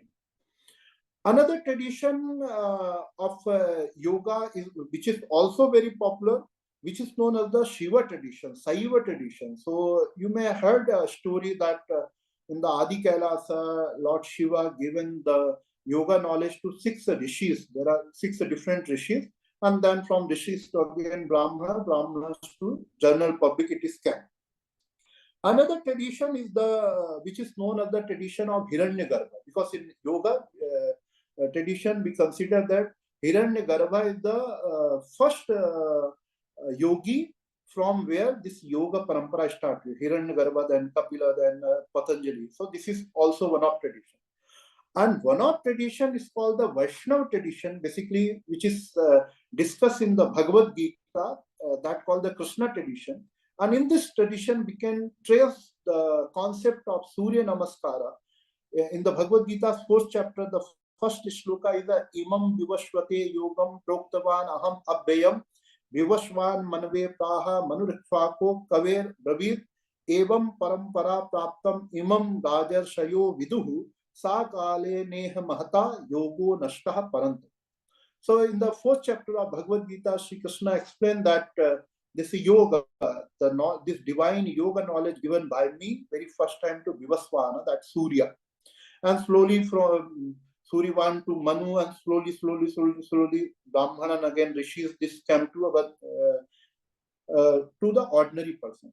So now whenever we try to trace the that called the Vedic references or Upanishadic references, or you can say the Puranic or Aitihasic references of the Surya Namaskar, so sometimes it is not visible or as it is, because as already I think Sanjay ji also told that first time a very famous the Aundha Kinga Parampara Bhagwan Rao Srinivas Rao Panta Pratinidhi, is first time introduced the Surya Namaskara, and from there now we trace the popularization of Surya Namaskara. So Aundha is it was a part of the Maharashtra before our freedom. So Aundha Parampara, so a very great, you can say the king was there, Bhavan Rao Srinivas Rao Pantanidhi, and he first time introduced Surya Namaskara and in his kingdom, and then somehow it was compulsory. And from there, the KBS, a very famous scholar, KBS Iyer and the Krishnamachari, they also adopted and they also made it very popular. That's why later it is visible in different tradition. So in the Bhagavad Gita, it is said that the yoga knowledge is given to Surya, and from Surya to his son, or slowly, gradually it came to us. So here, and at last, it is very interestingly said that Yogo Nashtaha Parantapa.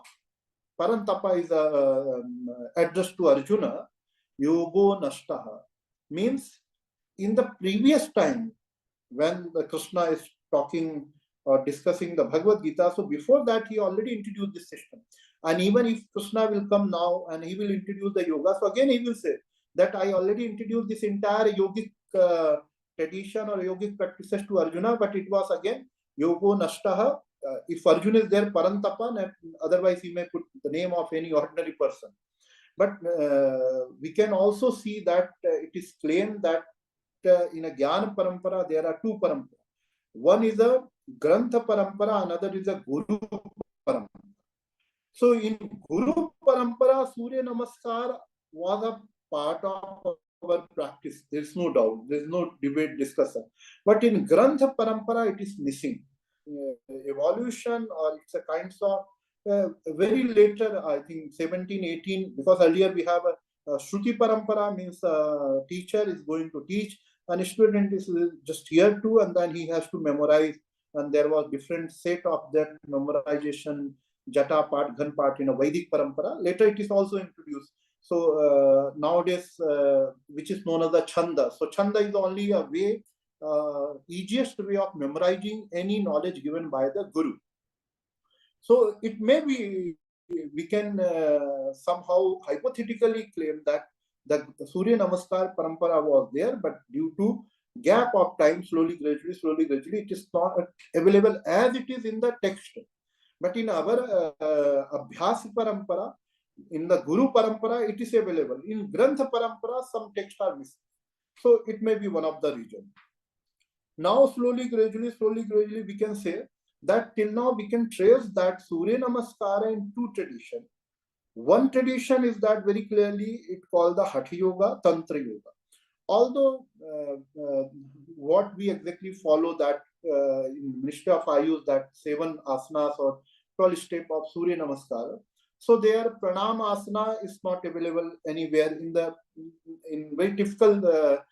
You can say the textual difference is not available. Then Hastottasana is not as it is available. Padhastasana is somehow available, but not exactly. Then Aswasanchalan, some next is a Parvatasana, or it is also known as a Adhumukhasana. So sometimes these asanas are not available or described as it is, but in our Shastra it is said Chatura Siti, Chaurasi Hajar, 84,000 or 84 lakh. So means some of posture are already described, but due to certain limitations of a particular book, only few are very effective or very popular asanas, or some which seems difficult, it may be included. Because in the Yoga Sutra, we always say that the word Chitta is not explained by Maharshi Patanjali, because it is said that the Chitta may be very popular. So same way, if some of asanas are very popular in the public, in the day-to-day life, then there is nothing to include in the book. In the book or in the text, in the literature, in the scripture, we primarily include something which is very important or something is difficult. So we feel that during the time, this process may be altered, it may be changed. So one of interpretation, it may be. Then now there is a complete package which called it is one of the minor Upanishad itself. As already also Sanjay ji told that the Surya's Varnan, Surya's description is also available in the Rigveda. And then a popular practice which called the Aditya Hridaya Stotra, which is that Aditya Hridaya Stotra itself is discussed in the Ramayana, in the Yuddha Kanda. The Agastya Rishis asked to Sri Rama, just recite these mantras or just pray the Surya to gain that energy, because the Shi. So it is recommended that it must be practiced. So there are certain mantras, and even nowadays in Ayur Yoga or sometimes Jyotish Ayur, there are different medical systems which recommend that a person having any kind of eye disease must chant that, and there is an effective that it can be cured through that Aditya Hridaya Stotra. One of the Upanishad itself is which is known as the Suryopanishad. Suryopanishad is a minor Upanishad, and in that Suryopanishad there is a complete description about the Surya and a very famous mantra which is a part of basically Rigveda, which is known as the Gayatri mantra. So in our tradition, the Gayatri or the word for the Surya is there, Savita.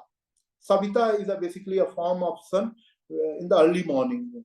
So when sun is going to rise, so that time the first view of sun is known as a Savita. So as a human being, we pray Surya as our primary god, because Surya is a source of energy. It is already proven by the physicists, because whatever we are doing, all kinds of movement, all kinds of energy, the source is the Surya itself. But in our tradition, Surya is the source of thought also. That's why we say, Dhiyo Yonaha Prachodayat. As a human being, as an ordinary person, if we try to find out that what is most important, so most important is a thought. If you have a great thought and you are able to implement it, you will be a great person. Because sometimes we are most time governed by our thoughts. So we ask, Dhiyo Yonaha Prachodayat. Give me good thoughts. Suvichara. So that Gayatri mantra, that Savituhu is the sun. Now, in the Suryopanishad, there is a mantra Surya Atma Jagatastuhascha Suryadvai Khalvivani Bhutani Jayante. So, in this way, Tomeva Pratyaksham Vishnurasi, Tomeva Pratyaksham Rudrosi, Tomeva Pratyaksham Megamasi, Tomeva Pratyaksham Yajurasi, Tomeva Pratyaksham Samasi. So, in the same way, they are going to this entire Surya Upanishad is a minor Upanishad, and it is focused on Surya, and it claims that each and everything, whatever is visible, it is only due to the Surya, and that's why we present. We are dedicated and we express our gratitude towards the Surya. So very interesting, the all kinds of Sapta, Ashwa, Rashvina, Hiranyavarnam, Chaturbhujam. So I will recommend each and every participant just read. The Hindi English is also available, so you will get some more details. And it is also stated that in the Taittiriya Aranyaka, there is also the reference of the Surya Namaskara. But again, the complete package means the mantra, again mantra are divided in two parts, the Bij mantra and the Laukika mantra. So just Sanjay ji also explained that the Bij mantra has a different aspect. And Laukik mantra like the Mitraya Namaha, Rave Namaha, Bhanave Namaha, Hiranyagarbhaya Namaha. So when the Bij mantra and Laukik mantra are combined, so that is the great combination of energy. And I think some of participants also asked that, have you conducted any research with a mantra or without mantra? Means a person is practicing Surya Namaskara while chanting the mantra, and another person is also doing the Surya Namaskara without chanting the mantra. So there may be, if any research is conducted, definitely there may be differences, because in Surya Namaskara research, again, at what time that is practiced, it is also very important. In Ayurveda, it is very clearly mentioned that at what time our Vata will be highlighted, Pitta will be highlighted, and then Kapha will be highlighted. So accordingly, in the morning, if a person is going to practice the Surya Namaskara, then it may be definitely have a different effect. Afternoon different, evening different, because according to Sana movement, the energy level is a increase and decrease. Accordingly, our Jachnagni or different aspects of our body or mind is activated. So accordingly, its result will vary. But again, with different permutation and combination, a protocol can be designed and its impact can be assessed. And already, I think yesterday I was just searching, the research has already concluded on the Surya Namaskara. So in our institute already a research is conducted. But most of research, I got, I think, 25 to 30 research papers. Most of research are dedicated or centered on the curing different disease, that impact of Surya Namaskara on this disease. Some are for the BMI, some are for the digestive system, different.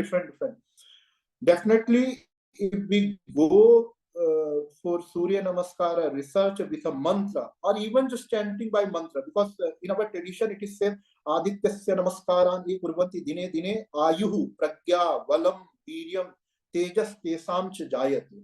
So by chanting mantra itself, a person can get ayu, a long age, pragya, that mental strength, bala, the physical strength, viryam, that strong immunity, tejas, that graceness. So there are three different aspects. One, in front of Sana, if I am going to chant a mantra means, again, one may be Gayatri mantra, another may be the Surya Upanishad, another may be Aditya Hridaya Stottra, another may be that Rigveda mantra. So then what benefit I will get? Here I am not going to perform any kind of physical posture. I will just chant the Surya, because in our, especially in Hindu tradition, Surya Upasana is very important. Even in the Vihara, there is a great festival which is called the Surya Sashti, Chhat Puja, and it is, I think, nowadays it is accepted by the UNESCO also as a heritage. That UNESCO also recognized that Surya Sashti festival. So there is again dedicated for a Surya Upasana. In our tradition, the Sunday, the Surya Vare is also dedicated for Surya Upasana. In Navagraha, the Surya is the center, most powerful that star in the astrology also. So basically, what exactly I am trying to conclude, that the Surya Namaskar was the integral part of the Agama Parampara and Nigam Parampara both.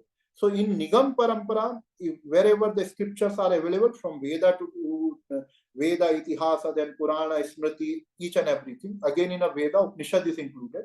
So there was description, the mantra, and in Agam Parampara, that practice developed, which is later slowly, gradually popularized, and in Hatha Yoga Parampara, and later now what we claim that first time 1920s, 30s, first time it was visible, and then I think in the South, especially Krishnamacharya ji popularized this more in a form of Vinyasa Surya Namaskara.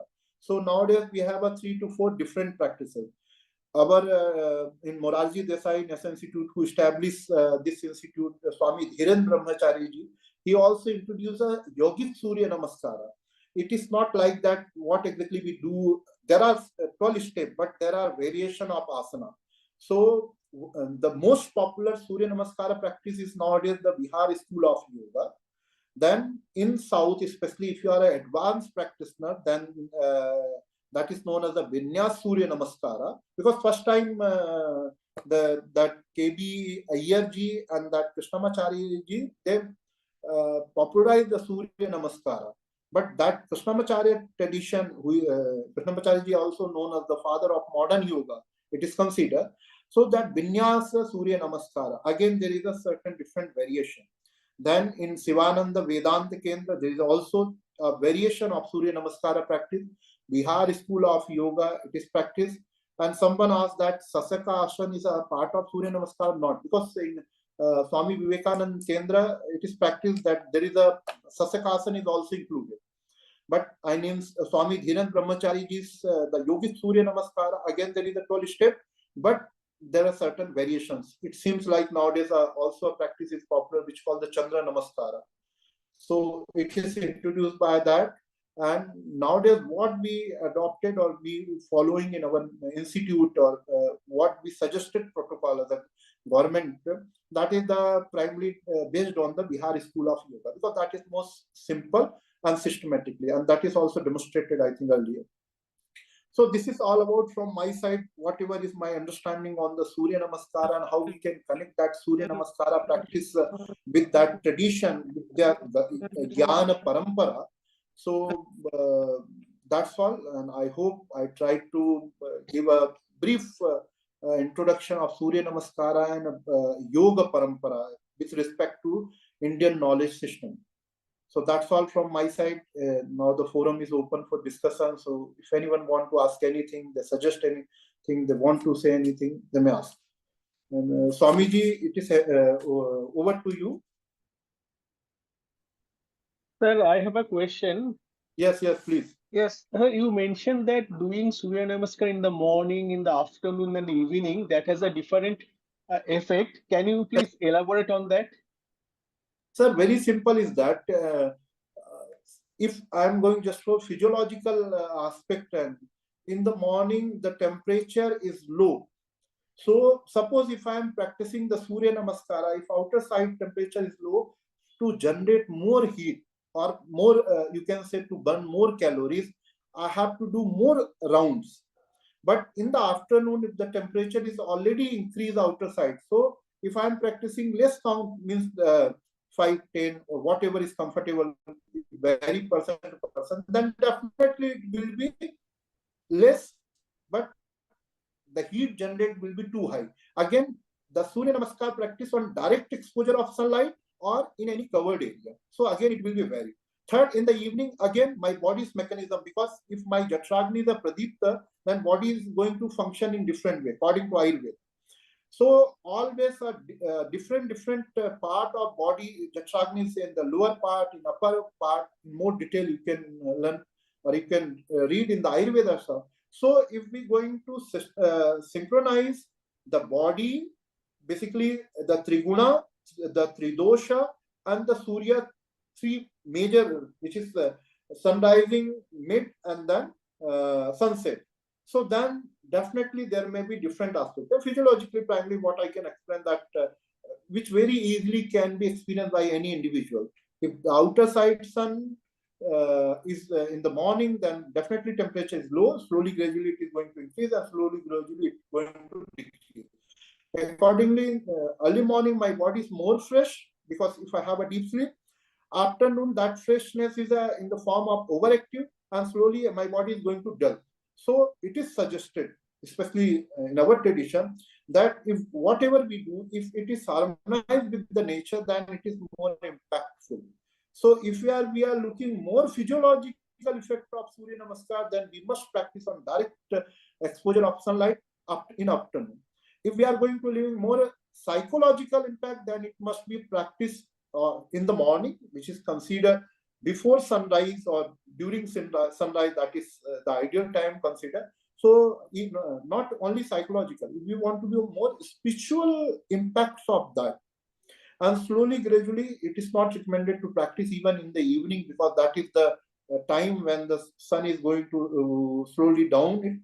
So that time is not known. But if we able to conduct or design a research which is conducted during the evening sunset time, then definitely we can assess the impact of that Surya Namaskar. So that exactly I was trying to say. Thank you, sir. Hello, sir. Am I audible, sir? Yes, please. Sir, can I ask one question, sir? Yes. Hello. Sir, as far as I am concerned, that somebody was telling that doing Surya Namaskara on Sundays with the Sunday Hora, that's first Hora, that is Hora Kala. And the Surya Nakshatras, Kartika, Uttara Phalguni, and Uttarashadha is more powerful, and it will strengthen the body and all these things. Then what is your humble opinion regarding this? That is one thing is what Sunday, the first Hora time, and the Uttara, this Surya Nakshatras. Yes. Definitely, sir, because in astrology, there is a Hora concept and there is a Nakshatra concept, and there is an exact calculation. Because astrology is again divided into, one is the Vedic Ganit Jyotish, Siddhant Jyotish, another is which called the Phalit Jyotish, the prediction. So that the Siddhant Jyotish has an exact calculation, because now they can say when will be their Chandra Grahan or Surya Grahan. There is the exact calculation. Even sunrise, sunset, it is calculated more than 1,000 years. Now today we are going to calculate, it is 1,000. So it is said that what is the exact time, ideal time to practice Surya Namaskar to get more benefit. So again, what exactly you are saying, it is same, that it must be in the first Hora. It must be sir. It is supported by the evidences, scriptural evidences are available. Okay, sir. What we have to do? First, we have to practice as an individual, and we can have some experiences. Then later we can conduct research to make it more objective, because nowadays this knowledge are subjective. So I feel that it is perfect. To objectify this knowledge, we have to conduct research with a large subject. Okay, then so that first Hora period is well and good. First Hora period of every weekday. Of every weekday. Okay, thanks, sir. Thanks, sir. Yes.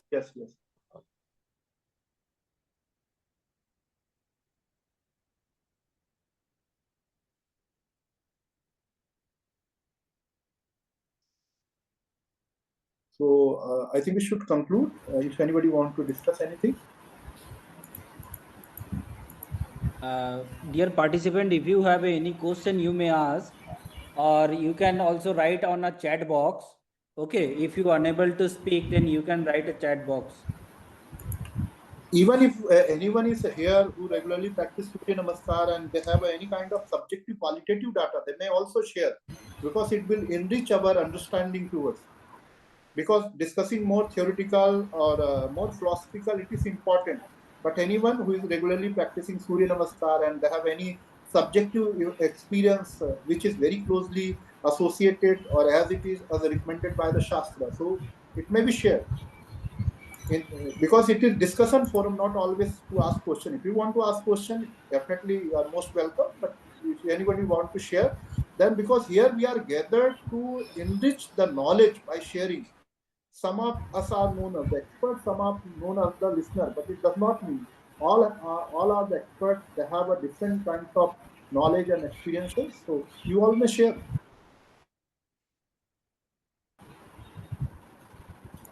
So Mr. Sandeep Das, I think you have you have a question.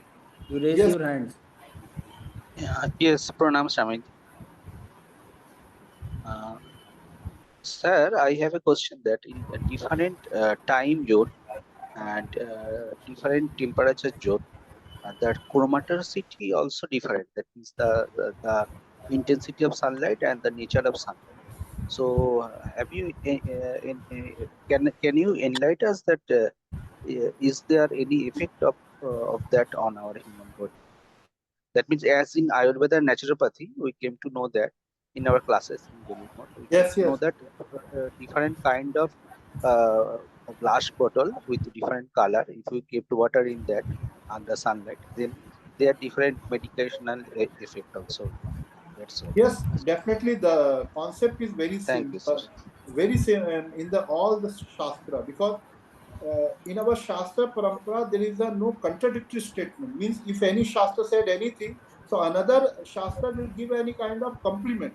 Means whatever kind of suggestion given by the different Shastra, it is complementary. They are going to enrich the knowledge together. For that, we have to take a simple approach, and simple approach is that it's called the inclusiveness. So, in India, especially if you move from east to west, from north to south or south, definitely because it's a geographical location, the sun exposure or sunlight exposure is somewhere is too high, somewhere is a medium, and somewhere is a low. So definitely, accordingly, it will impact.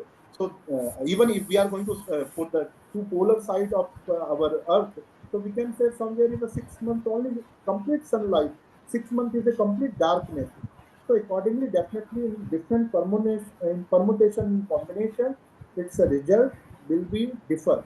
But again, for that, first we have to request or we have to ask a person who are living in different areas, they practice and then they share their subjective data.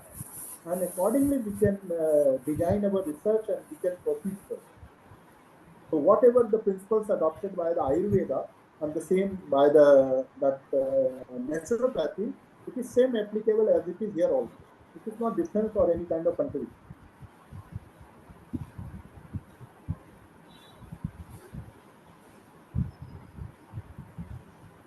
Namaskar, sir. Namaste. Uh, I'm just asking one question because Suryanamaskara generates lots of energy in the body when done properly and with awareness. So in the morning, it is 3, 4 round, 5 rounds. Some people also do 12 rounds like that. But I'm just asking in the afternoon when sun is over the head and body is already quite heated up. That time, how many times Surya Namaskar should be performed? And in the evening, since it generates lots of energy, so in the evening also, should we perform 12 round? But how many times you suggest? In the afternoon, I personally feel not a very good idea, but if it is written in any books, I am not aware of that. So how should be performed? So, Sudipta ji, the ideal time is morning. It is recommended by the Shastra. Because the word that I already stated in the Gayatri Mantra is the Savituhu, Savita, the form of sun during the sunrise. So, if you want a physiological, psychological, spiritual, or even any type of effect in a higher side, then it must be practiced in the morning. Now, how many rounds must be practiced?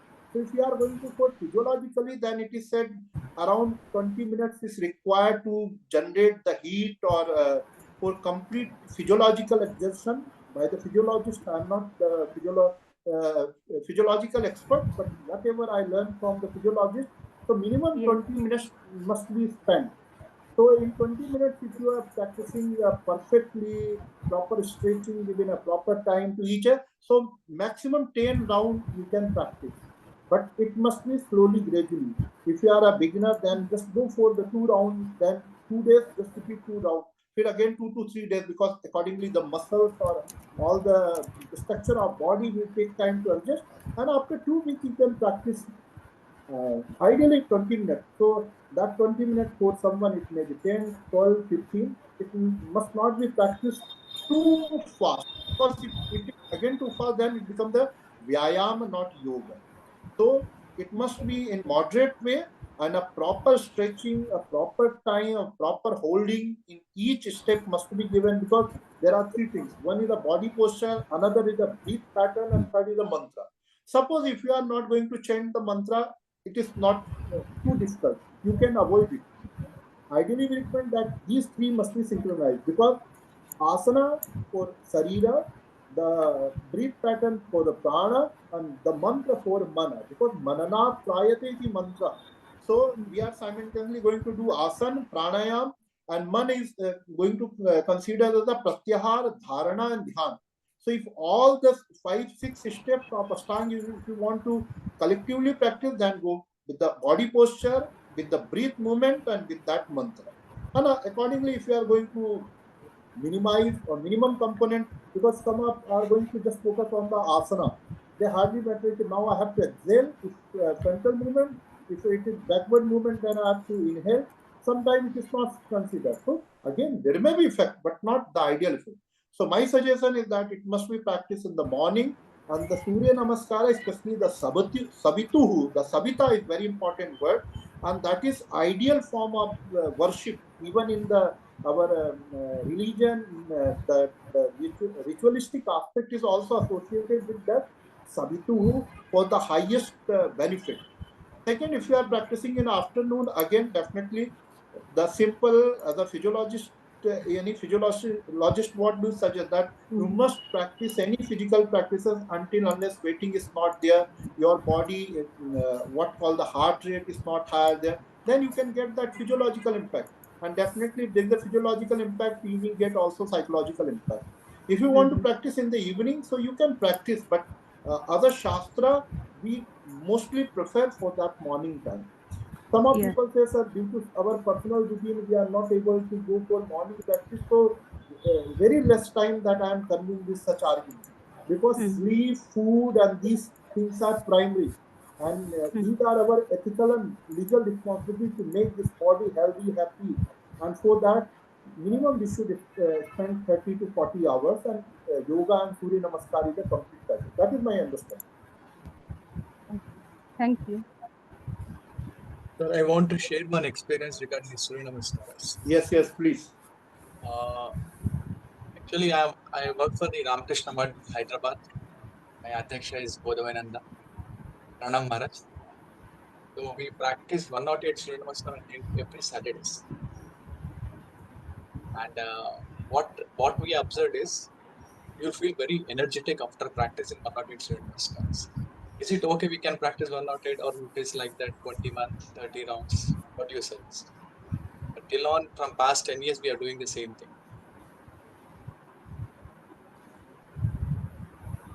Yes, sir, and that is clearly visible on your face.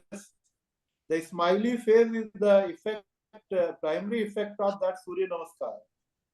So without any visible cause, if a person is happy, that is the greatest achievement, and it is also greatest impact of Surya Namaskar. Prasanna Vadana.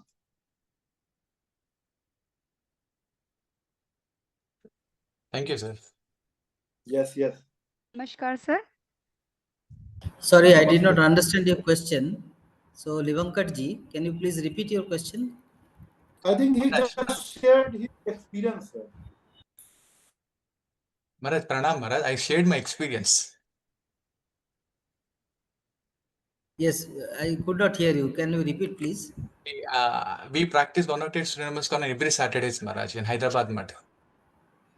Okay, 108 Surya Namaskar Yeah, 108 every Maharaj. Saturday. 108 Maharaj. With And chanting. you said something about silence. Did you say? I'm No, not I sure. did not say anything, silence, man. Okay. Thank you, Maharaj. Namaskar, sir. Thank you so much for this informative session. Sir, I have a question related to Chit and Man. May I ask it? Please, please. Okay. Sir, actually, I read this Yog Darshan where Chit is mentioned, that Chitta Vritti Nirodha, and in Bhagavad Gita it is mentioned that to control mind. And what is the basic difference between Chit and mind? So in Sanskrit, there is a term chitta, C-H-I-T. And another word is a chitta, C-H-I-T-T-A. So chit means consciousness and chitta means antahkara. So for simple understanding, what we call the consciousness is the chitta and the functional, the chitta, T only is the consciousness and chitta is the functional consciousness. And that functional consciousness is primarily three different types. Sankalp vikalpatmakam hi manah, dridnishyatmika hi buddhi, abhimano hi ahankara. So these are three. So sometimes that consciousness is working or functioning as a mind means the fluctuating state of consciousness. Then the buddhi, the determinative state of, and ahankara, the self-illuminating state, abhimano ahankara. So basically my interpretation is that whatever data we perceive from the outer world, so the tool of that perception is the mana. Whatever data we perceive from the inner world, so the tool of that is the ahankara. And the tool which analyze, systematize these two types of data, it called the buddhi. So basic difference is of chitta. Mana is one of component of chitta, or you can say the some of time chitta is functioning as a mana, fluctuating state, sometimes determinating state, sometimes illuminating state. So that for primary way, in the brief way, we can understand. Thank you,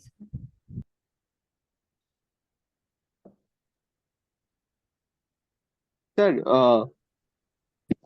Sir, please explain Hiranyagarbha, please. Who is What, Hiranyagarbha? Hiranyagarbha, yes. So in our Vedic tradition, yeah. So I think someone is asking about the Hiranyagarbha. Yes, sir. Yes. So in a Vedic tradition, the Vishnu is known as the Hiranyagarbha. The Brahma is known as the Hiranyagarbha. So why? Hiranyagarbha means a point from where this entire universe is evolved. So now there are two interpretations. Either from that point is the creator of this universe being active, or that point is as it is and this is natural phenomena where this entire universe is evolved. So that point, the root cause of that entire universe called the Hiranyagarbha. So sometimes Brahma and sometimes Vishnu is called as a Hiranyagarbha.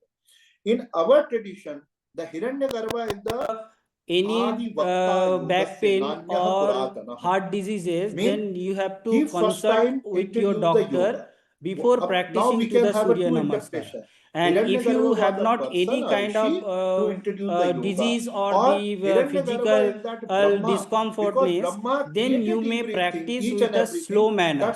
Okay, and you have to practice Suryanamaskara under the guidance of a Sir, is there any bad impact for wrong pronunciation the mantras? Some have said that yes, no, you have to chant the mantras in a proper way. Then you get the benefit of which is known as the Brahma. Later, that Hiranyagarbha is considered as the Kapil Muni, as a Maharshi Patanjali Muni also. So that is a different interpretation of Hiranyagarbha. Hiranyagarbha means something which is the root cause of this entire universe. So something, sometimes it is compared with that called the Big Bang theory, because from that point everything is evolved. The Garbha, the unmanifested form of this entire world. So in physics, we have a different interpretation of Hiranyagarbha, the root cause, the root source of this entire universe.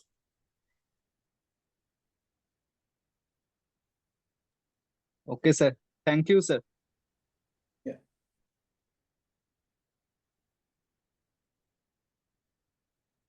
Shandip Das, once again, just to mention that if you asked to share our experience of Surya Namaskar, I do Surya Namaskar every day, and it feels me very energetic as well. I feel very bright. It's an addition. So ideally, at what time you practice Surya Namaskara? Either it is with mantra. Yes, sir, with mantra, with 12 step with mantra. So which tradition is followed by you? Yes, sir. This is the tradition, and this is given by the YCB yoga certification. Okay. I have certified on that also in level 2. Yoga So the module given 12 step by the government of India.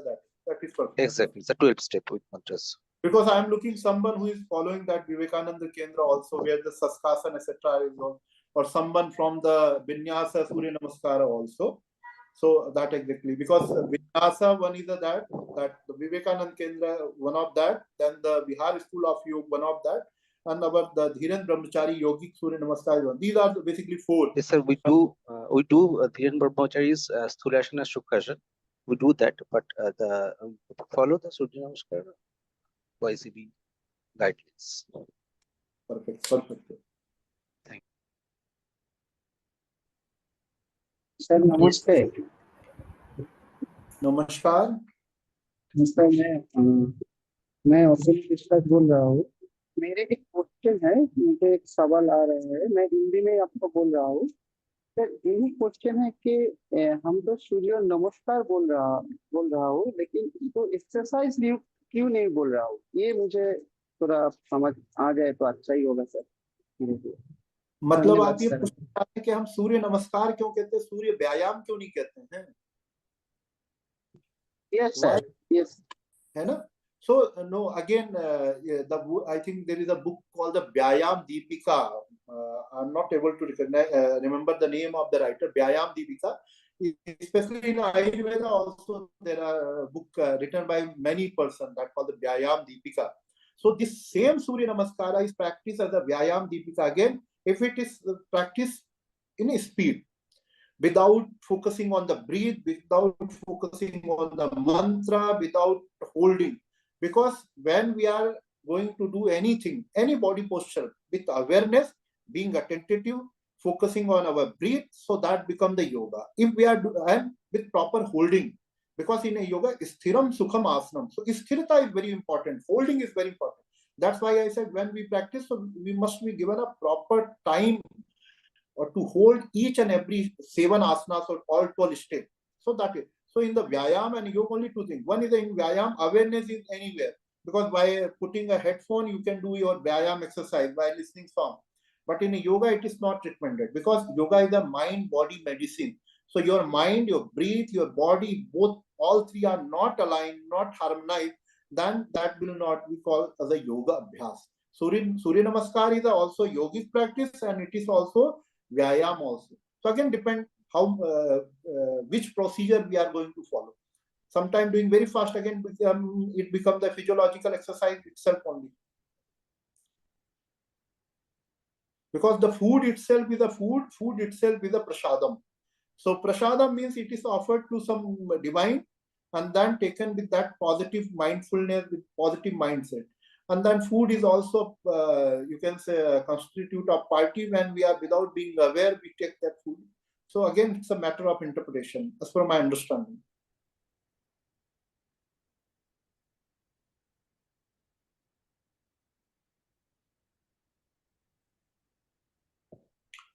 Yes, so I think we should now conclude with permission of Swamiji.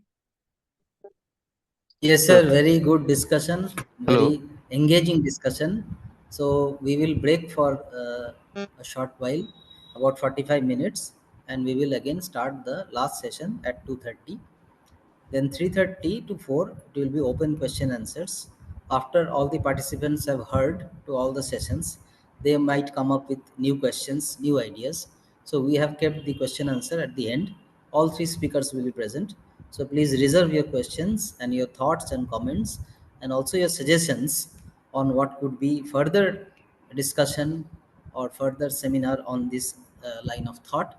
So I again welcome all of you and request all of you to join again in the same link at 2:30 p.m. Thank you. Thank you. So my pranam to you, Swamiji. It was a nice experience, and again I will be connected at 2:30. Thank you. Right.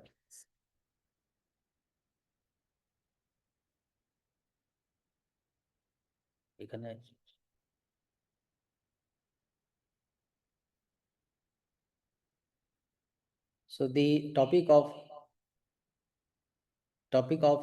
this presentation is significance of mantras in Suryanamaskara.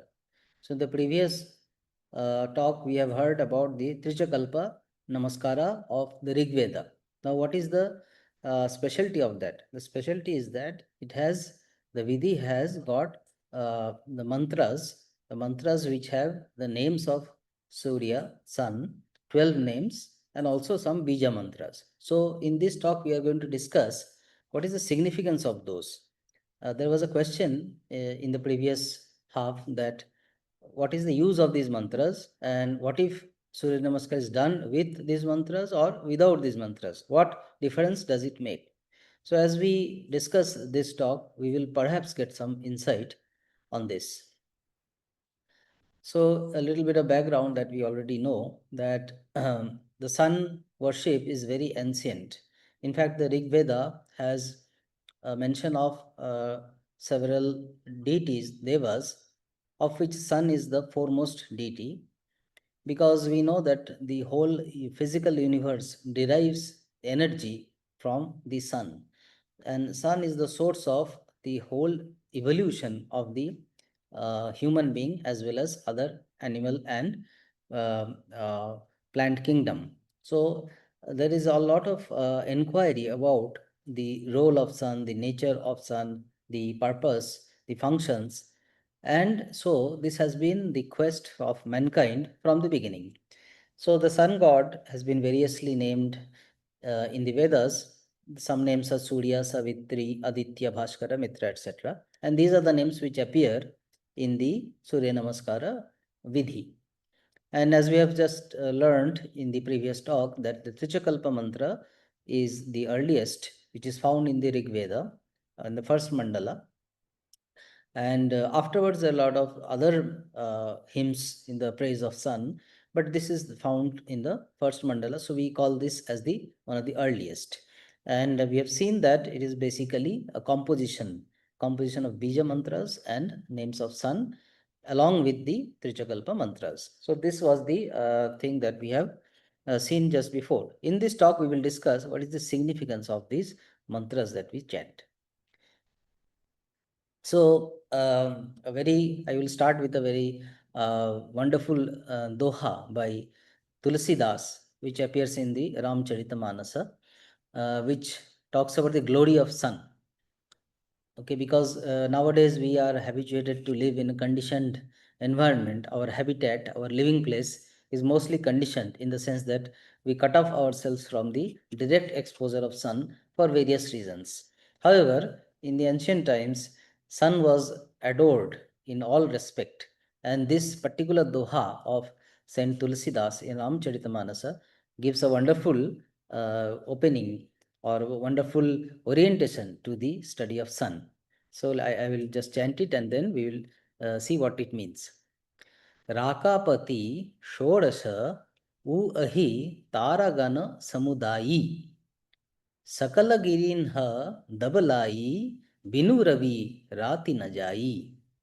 Wonderful. It says Rakapati means the moon.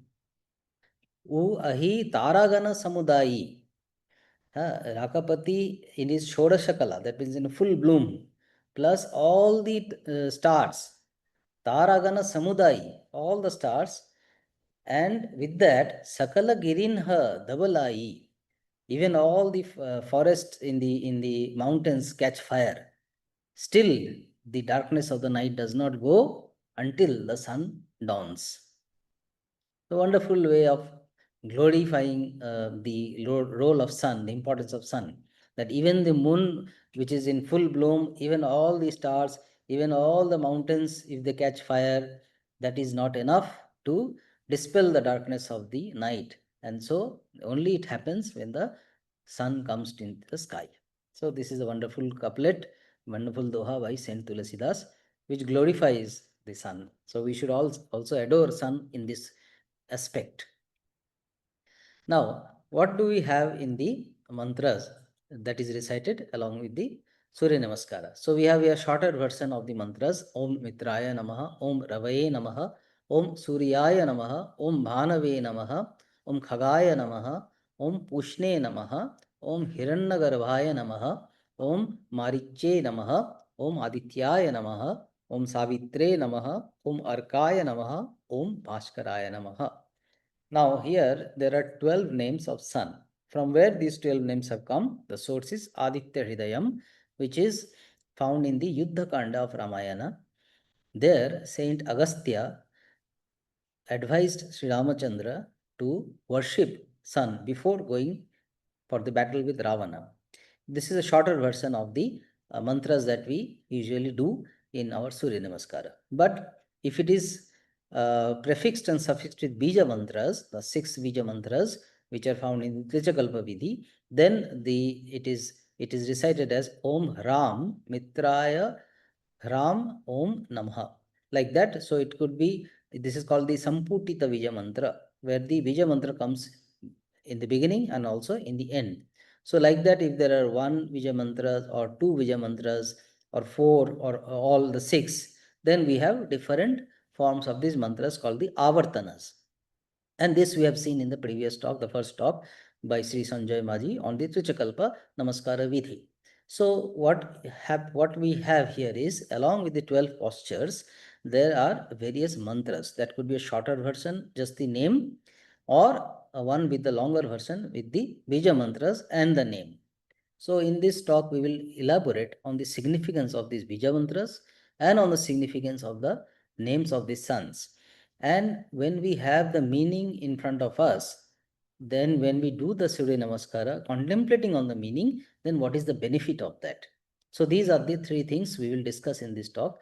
First is, what is the significance of these names, and where is the source of these names? That means the Aditya Hridayam. About Aditya Hridayam we will talk a little bit. Then these names and their significance. Then these bija mantras and their significance. And if all these are put together and the Surya Namaskar, the physical postures are performed along with this, either by verbally reciting or by hearing, then what is the effect? What is the change that happens?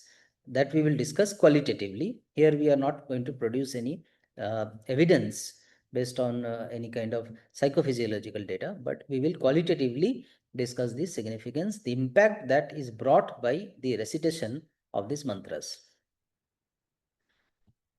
All right, so we begin with the background about Aditya Hridayam. So Aditya Hridayam is a stotram, which is a devotional chant dedicated to sun, and it occurs in the Yuddha Kanda of Ramayana by Adi Kavi Valmiki. Aditya Hridayam has 2 words, Aditya, which is sun, and Hridayam means the essence or heart. And as the story goes, that it was told to Lord Rama by sage Agastya just before the war with Ravana. And why was this told? To bless and bestow victory, because by the end of the war, Sri Rama was exhausted and lost a lot of his companions. So he was worried to face Ravana, but Ravana was very mighty and very powerful, and he was well prepared for the war. Whereas Sri Rama, as the story goes, that was tired and was not very confident about facing Ravana. So Agastya came and advised Sri Rama to chant this Aditya Hridayam to get the power, the valor, the energy required to face the battle. So as we see, there's behind this metaphor, the idea is that before pursuing anything that is important and noble and big, we need to charge up, we need to gear up, we need to have our energies. So we do this in various forms. So this is a particular mythological story which says that very important battle between Rama and Ravana. Before that, there was need of a very good amount of energy, And from where this can come other than the mightiest energy source, which is sun. So usually we see that the Vedic stotras, in the end, they recite about the result of the stotra, that is the Falashruti. But Rishi Agastya told the results, the Falashruti, in the very beginning. Why he told? Because Sri Rama's spirits were to be lifted. This is the a little bit story behind the Aditya Hridayam. And so what did Sage Agastya tell about the glory of Aditya Hridayam? And this was told in the very beginning. As you see, the verses are 3rd, 4th and 5th verses, in which the entire glory of reciting Aditya Hridayam was told, the Falashruti. So here goes what was told in the Rama Rama Mahabaho Shinu Guhyam Sanatanam Samare Vijayishashi Aditya Hridayam Punyam Sarva. All right. So the word Ravi comes from the root word Ru, which means Gati, progression, to go.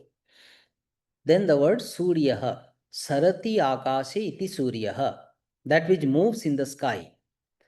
That which moves in the sky. So these are very interesting interpretations. Sarati Akashe iti Suryaha, that which moves in the sky is called Surya.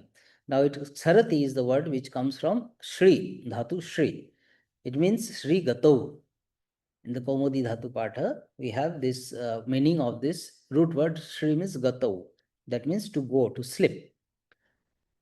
All right. So Surya has the meaning that something which is moving in the sky, because it comes from the root word Shri, which means to move. Shri Gato. That means the ability to move or the property of motion. Then comes the name Bhanuhu. So Bhanu word comes from the word Bha. Bha means to glow, to shine, to luster, splendor. All right. So this means something which glows, to shine. What does it glow? It glows the entire universe. Mandita Akhila. Mandita Akhila. Bhanavaha. This is there in the Manusmriti. That means something which can shine or glow the entire Akhila Brahma, the entire thing. So we know the sun is so powerful that it can light the whole earth. So that is the idea behind the particular name called Bhanu. Bhanu. It is there in the Kaumudi Dhatu Patha. Then the word Khaga. Khagaha means Khagam. It comes from the root word kha. Khe akashe gacchati, that which moves in the sky. The name for sky, akasha, is kha. So khe means akashe gacchati, that which moves in the sky is called the khagaha. So it is also split as kham plus gaha. It could be a bird. What moves in the sky? It could be a bird. It could be the planets. It could be the air which moves in the sky. Whatever moves in the sky in general is called khagaha. We generally, by khaga, we means we think that it is a bird, but actually it could be anything that moves in the sky. Kha gam is khagaha. So kha means akasha. Khe akashe gacchati iti khagaha. That means whatever moves in the sky. Then the word pusha. Pusha is the feminine of pushaha. Pushaha is the word which means that which nourishes. Poshati iti pushaha. That which nourishes is called pushaha. Pusha is the feminine of the word pusha. Why sun is called pusha? Because it nourishes the planet. The whole earth, the universe, is nourished by the energy of the sun. And pusha is also one of the 12 sons of Devamata Aditi. The names, 12 names, among that pusha also occurs. So pusha is something which cherishes. So here the main keyword is something that nourishes or develops. Then the word Hiranyagarvaha. Hiranyam Garvaha, a golden fetus. So it is said that Brahma, Prajapati Brahma, is born from a golden egg. So therefore Brahma is also called the Hiranyagarvaha. It is resplendent as the sun. that golden egg is so bright, it was resplendent as the sun. That is mentioned in the Rig Veda. So Hiranyagarbha is the name given to sun because it shines like Hiranyam, which is gold. So it's a golden shining thing. That is why it's called Hiranyagarbha. Garbha means the fetus, the birthplace from which other things generate. So it is assumed that Hemamayam Andyam Garbha. That is, it's a golden egg, and it is Utpatti Sthanam. It's a source of things. So it is, that is why it is called Hiranyagarbha. Then the word Maricha. Marichihi. Marichihi means Mriyate Paparashi Yasmin, that which protects from germs. Mriyate means that which is killed by the, that which is killed by the that which kills the germs is called the Marichihi. Mriyate Paparashi Yasmin. Papa means all that is unwanted thing, that is called the papa. That which goes by the by Marichi is the papa. So that therefore it protects us from germs, enemies, and it comes from the root word mri, means that mri kanikabhyam ichihi. That is all these particles or the unwanted things, that which is removed by is called marichihi. Marichi is thing which removes germs. So it is basically bestower of protection. Then the word comes Aditya. Aditya is, first of all, it is one of the 12 sons of Aditi. Aditi is the Daksha Prajapati Kanya, also called the Kashyapa Patni and Deva Mata. In the Gita, we find that this word Aditya is mentioned by Bhagavan in the 10th chapter. Adityanamaham Vishnu, Jyotisham Ravi Anshuman. So here he says that among the 12 Adityas, the 12 sons of Aditi, he is Vishnu. Vishnu is here the Vamana Avatara.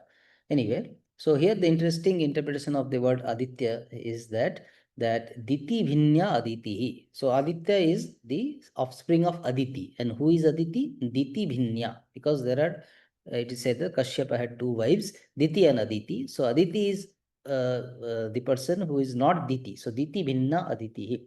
Aditi is different from Diti. And what is Aditi? Very, very wonderful Vigraha Vakya is there. Na diyate khandyate briyatvat.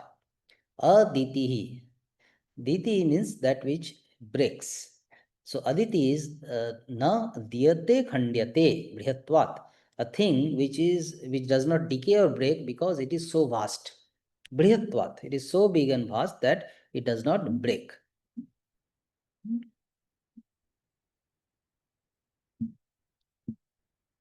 So Aditi has a wonderful meaning that some na diyate khandyate briyatvat, that it is, that does not decay or break because it is so vast. So Aditya, we know that is son of Aditi, but also it has got a wonderful new connotation, that something which is very vast.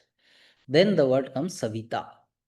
Savita means Sarva Loko Prashavanat Savita Satu Kityate. That which creates all the living entities. It is there mentioned in the Banni Purana, where Sarva Loko Prashavanat, something that is that creates all other lokas or all creatures. That means it is the birthplace of creatures and beings and lokas and planets. So it is like something like Hiranyagarbha also, in the same kind of connotation. Sarva Loka Prasavanat Savita Satu Kirtyate. It is there in Banni Purana. Then the word Arkaha. Arka has 2 meanings. One is Arka Tape, Arka Stutau. Tape Stutau Cha. That means that which gives heat, Tapa, and that which is fit to be worshipped, Archanya, because Arka word also comes from the word Archa. Archa word, then Karmani Ghai, and then Krittam is added, and therefore we get the word called Arka. So Arka is something who is Archaniya, that means who is fit to be worshipped. So this is also another meaning of Arka. So it gives heat as well as it is something fit to be worshipped. Then comes the word Bhaskaraha. Bhaha karoti iti. Bhaskaraha. That means Bha means that to shine. that which makes the things to shine, glitter, glow, and become bright. That is the Bhaskaraha. Bhakaroti iti Bhaskaraha. All right. So once again, I will quickly make you go through what are the 12 meanings, because these are many things are very new. For example, Mitra means a friend, but the friend is also not ordinary friend, wise, because it comes from the root word myth.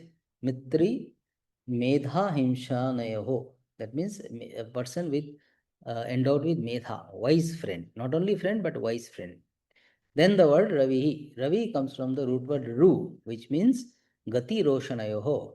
Gati. The idea is to move, something which can move, or something which is progressive. That is the word Ravihi. Then the word Suryaha. Sarati Akase iti Suryaha. That which moves in the sky. Many things can move in the sky, but here it is actually, it means the sun, that which moves in the sky. Then Bhanuhu. Bhanu is something which glows. Bha means to glow, shine, or something which has a lot of splendor. Okay. Next is Khagaha. Khagaha means Khe akashe gacchati iti khagaha. That which is moving in the sky. It could be bird, air, planets, etc. Here it means sun. Then the word Pusha. Pusha is the feminine of the word Pushaha. Poshati iti Pusha, that means something that nourishes and develops and makes other things to grow. That is the meaning of Pusha. Then Hiranyagarbha, Hiranyam Garvaha, that which is golden, shining, resplendent as the sun. Then the word Marichihi, Mriyate Paparasi Yasmin, that which protects from germs and enemies, that which removes the unwanted things. That is called the Marichihi. Then the word Aditya. Aditya is Aditi, comes from the son, offspring of Aditi, and Aditi is something which na diyate khandyate brihatvat, that which does not decay or break due to its sheer vastness. All right. Then the word Savita. Savita is, as the Vishnu at the Vanni Purana says, that is the repository from which other creatures come. Sarva Loko Prasavanat Savita Satu Gityate. That which gives of birth to other lokas, other creatures. Then the word Arkaha. Arka Tape Stutauja. That which gives Arkayati iti Arka, Archaniyam iti Arkaha. That means a person who is fit to be worshipped, or something that gives heat. And this both applies to the sun. And the word, finally, the name Bhaskaraha. Bhakaroti iti Bhaskaraha. That which makes things shining, glittering, and bright. So these are the 12 names and meanings. Now, if we reflect on what we have got in totality, what all this information, if we put together, then we'll see, as we practice, that means as we do the postures, we also, if we reflect on these names, meaning of these names, we get a set of positive thoughts. What are those positive thoughts? As was highlighted in the previous slides, that the idea of friendly and compassionate, the idea of bright, luminous, and golden, the idea of vast and undecaying, the idea of progressive, the idea of protective. So these 12 names, if you reflect on the keywords behind the names of these 12 names, then these ideas come, these positive thoughts come, something which is very friendly, mitraha, friendly, and not only friendly, wise and friendly, compassionate, wise and friendly, that kind of idea.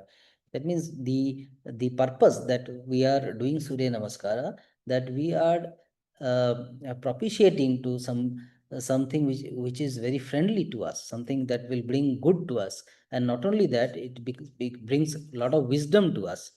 Then this entity itself is bright, luminous, and golden. Or all the words like Hiranyagarbha, Bhaskara, Bhanu, they all resemble something bright, luminous, and golden. And then this Savita, very vast, Aditi, vast and undecaying, progressive, all that is Surya, Sarati, Akasiti, Surya. This all gives the connotation of Gati, to move. That means the progression, the idea of being progressive. And then the name Marichi, which shows that it protects from germs and unwanted things. So the idea of being protective. So as we do this practice, these thoughts also come in our mind. These are all positive thoughts. So mantras accompanying Surya Namaskara not only gives the physical thing, but also brings harmony between body, breath and mind. We know that as we do the physical postures, those who practice, we know that the breath is automatically synchronized between across the postures. Breath synchronization has to happen, but the mind will be synchronized if we chant or listen to these mantras and reflect on their meaning, the positive thoughts that these mantras bring. So basically mantras, the first significance of these mantras is that it also adds the mind component to the practice, which is at the physical and the breath level. So it becomes a harmony between the body, breath and mind. But the harmony will only happen when we reflect on the meanings. When we think on the meanings, when we reflect on these meanings, and we only take the essence of the positive thoughts in reflecting on the meanings of these names. If we think about the positive thoughts component of that, then we will see that this harmony will come into place. Now you will ask that how does mantras create to a particular mental state? Now this is a wonderful thing we find in the Taittiriya Upanishad, Brahmanandavalli, where the Pancha Atma is described. There we see that the Manomaya Atma is linked with the 4 Vedas. The Manomaya Atma is linked with the 4 Vedas. How is the the mind, the mental body is linked with Vedas? It says that, the Bhashyakara Shankaracharya explains that, look, by mantras, we create a mental state. So the Rik mantras, the Yajur mantras, Sama mantras, they all have different characteristics, and each of these mantras create a particular mental state. So therefore, this chanting of these mantras during the Surya Namaskara create these positive thoughts and this mental state which connects with the body and mind. Now here is a celebrated example of how the mantra or the utterance of a word create a mental state. So here we see that whenever we utter a mantra, actually it is composed of the syllables, the letters, and each letter has a ucharana sthana. Sthana prayatna. That means some part of our mouth cavity is activated, and accordingly the Varnamala is categorized as depending on the source of the Varna Ucharana, the Sthana Prayatna. For example, if we utter a word Ghata, it has the Pada Ghata has 2 letters, Gha and Ta. The Gha is the Kantha Varna because it comes from the throat, directly from the throat. It falls on the Kavarga. And then the letter Ta is a Murdha Varna. Because the Sthana Prayatna is the Murdna. So when we utter these two, there is a prayatna, there is a bodily effort in terms of the activation of certain part of the cavity of the mouth. And what does it create? As soon as that activation happens, and the sthana, that is called the sthana prayatna, there is effort at the particular spot, the sthana. And as soon as that happens, there is a nada, there is a sound. So when we utter the word ghata, gha and ta, there is a nada sound which is heard externally. That means we also hear and others in front of us also hear. But that is the external part. That is the impact on the external part. So that goes to the left of the picture. And what happens internally? It says that there is a corresponding tadbhavita vrittihi, called the ghatakara vrittihi. That happens in the internal world. So sthana prayatna happens in the body, and as a result, there is an external effect which is the nada or sound, and there is also internal effect which happens as a vrittihi, the ghatakara vrittihi or tadbhavita vrittihi. That means the idea that gets impressed in the mind. That is the mental state. So these things happen simultaneously. So like that, if we utter mantras, so mantras also have their corresponding meaning, and that meaning gets ingrained in the internal internal world, that is here the chitta, in the form of particular vritti. And that vritti has all the bhava, that all the properties, all the nuances, all the meaning of the particular mantra. So as we chant a mantra, what we hear is the sound of the mantras. What we get inside is the meaning, the thought associated with the mantras. So in the same way, if we chant all these 12 names, then if we pick the essence, the meaning, we will actually imbibe these positive thoughts in our mind. And this is the mechanism. Mechanism is this, that as soon as we utter a sound, there is a sthana prayatna, there is an external effect, which is the sound, the nada, and the internal effect is the corresponding tadbhavita vritti that happens as a vritti in the mind. It happens as a modification of mind and creates a mental state. So now we come to the significance of the bija mantras. So far we discussed the significance of the 12 names. Now the 6 bija mantras. Now, what is the word bija mantra mean? Bija means seed and mantra is a sacred syllable. So a seed form of a sacred sound. Seed form of a sacred sound. Now what does a seed do? It manifests to a plant and further manifests to a tree and further manifests to a big tree. So seed is a potential form of a very vast manifestation. So if we say seed mantra, bija mantra, that means it has the codified form of all the meaning and energy and all the manifestation that a mantra can do. That is the in nutshell the word, the meaning or the idea of the word bija mantra. Now, how these bija mantras are to be understood? For that, we have to go to one mantra yoga samhita, which occurs in the tantras. In the mantra yoga samhita, there is a wonderful thing called Kula Chakra. Kula Chakra is something that maps the 50 letters of the Varnamala to the 5 elements, 5 main elements, that is earth, air, fire, space, and water. So this is the mapping shown in the right in the form of the table. So as you see that on the top we have the 5 main elements, Vayuhu, Agnihi, Prithivi, Apha, Akasha. And under each we have all these letters. And in total we have covered all the Varnamala, all the 50 letters are there. So letters under each category are shown here, and letters are therefore called the Maruta, Agneya, Parthiva, Varuna, and Nabhasa.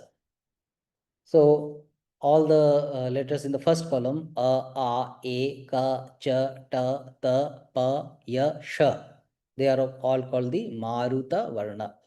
Then on the second column, under the Agnihi, we have E, I, Kha, Cha, Tha, Tha, Fa, Ra, Ksha.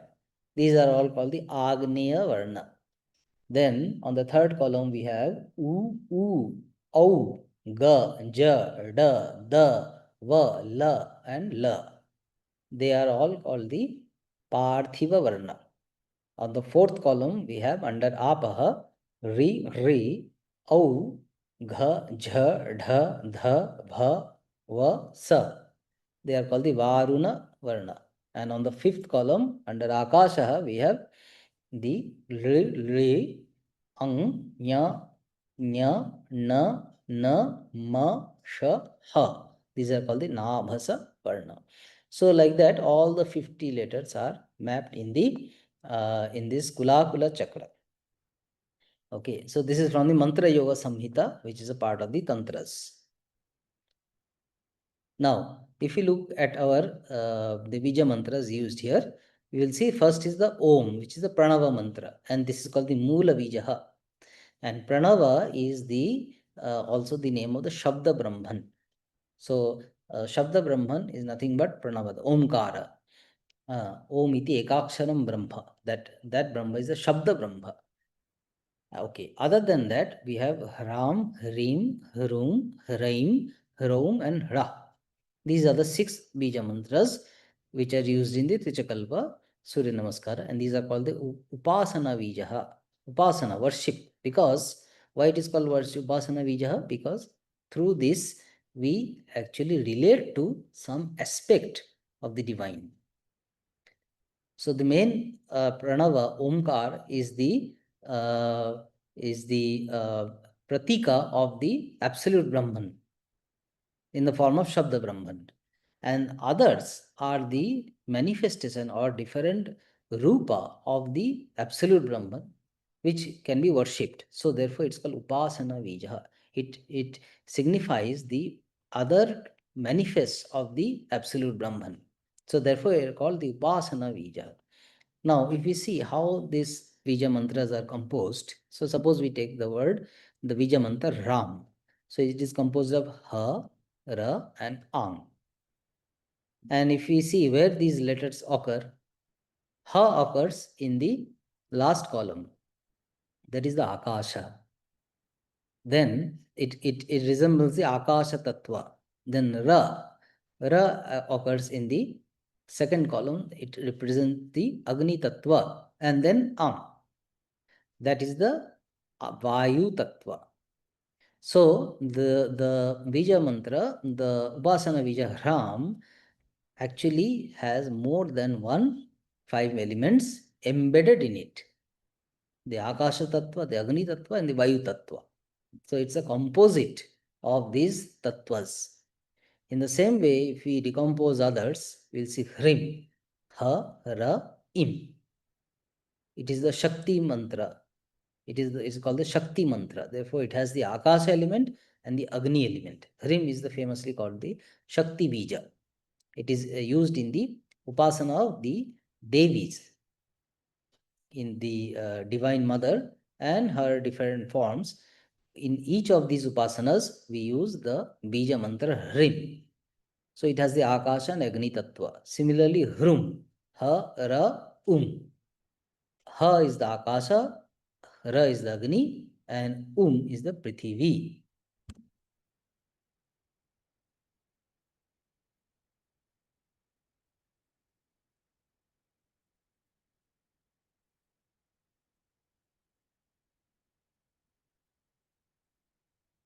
Then if we say Raim, Ha, Ra, Aim.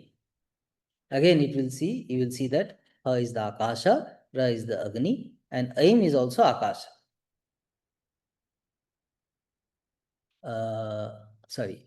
Raim, Aim is the Agni. So Akasha and Agni. Akasha, Agni and Agni. So basically it is Akasha and Agni. Then Raum, Ha, Ra, Om. Akasha, Agni, Apaha. It has also the Apa element. Then Rah, Ha, Ra and Aha. So it's Akasha, Agni and Vayu. So like this, all these Upasana Vijas, they map to the 5 elements. So as soon as we utter a Vija mantra, what is also implied is that these 5 elements or 5 main, the great elements, Mahabhuta, the Tattvas, that idea is also embedded in this Bija mantras. So Bija mantras and 5 elements, they are mapped like this through the Kula Chakra of the Mantra Yoga Samhita. So this is a nice connection between the mantra, Bija mantras and their corresponding 5 elements. Now, when we conjoin the Upasana Bija with the Mula Bija, what happens? So in the Vidhi, we say that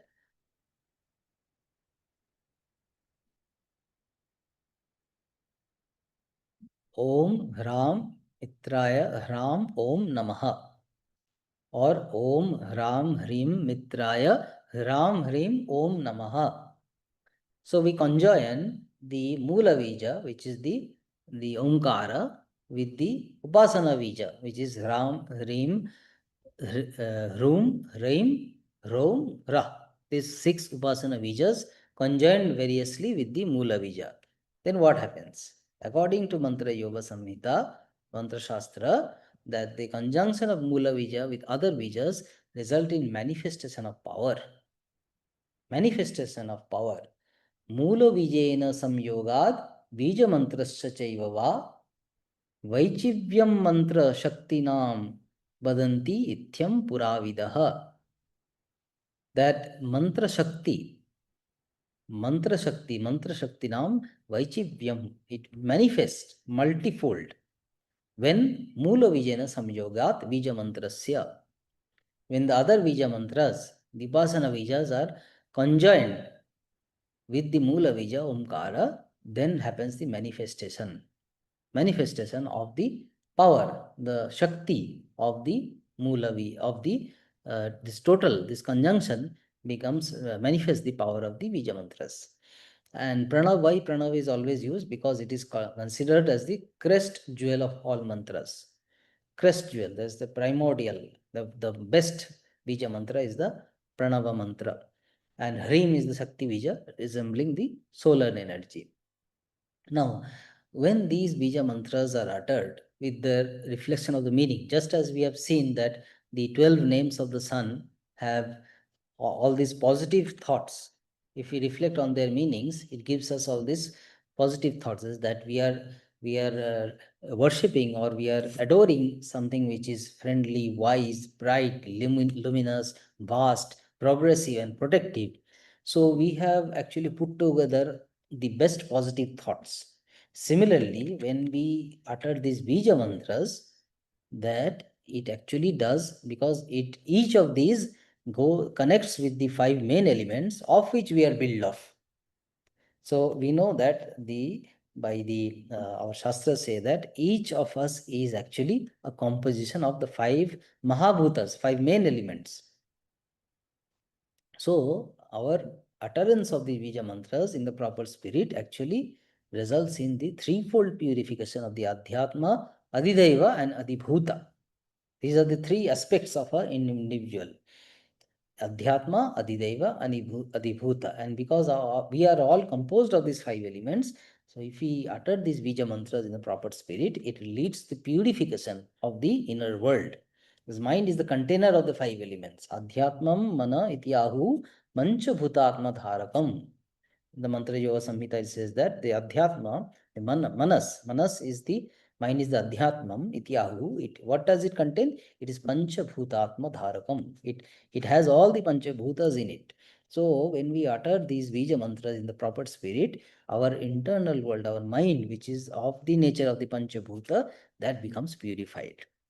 So it gives us internal purity, internal energy, because bija mantra is infused with energy. When we utter this in the proper way, then it gives us the internal energy, because each of these bija mantras connect to the 5 main elements, and our mind is nothing but a composition of these 5 main elements.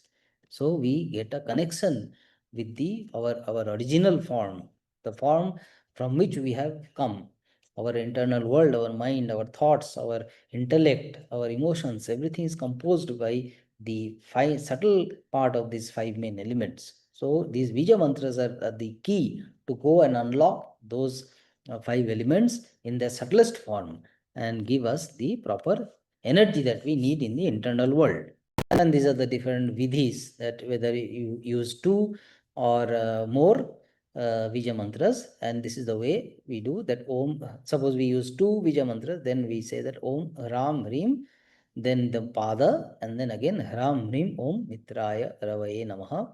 Like that, if you do the entire thing, then it has these and reflect on the meaning. So when we say the Bija mantras, it connects to the 5 elements. When we say the padas, that meaning has been told in the first talk by Sri Sanjoy Majhi about the meaning of each of these padas, that how the Trichakalpa mantra and the 12 padas have different meanings. Then again you suffix it, the Samputita, with Bija mantras, and again the names of the sun, then this entire thing actually runs a chain of positive thoughts in the mind. And when we repeat this repeatedly along with our Surya Namaskara practice, it really creates a very good positive impact and vibration. So thank you very much. So this was the all about this talk. Now we are open for question answer session. So all the speakers are here. If you have any questions, then we can take up one by one.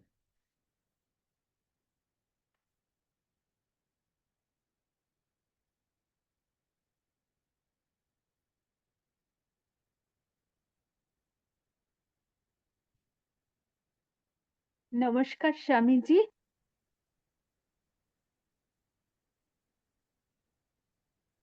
Yes, please tell. আমি বাংলাতে বলবো? Yes.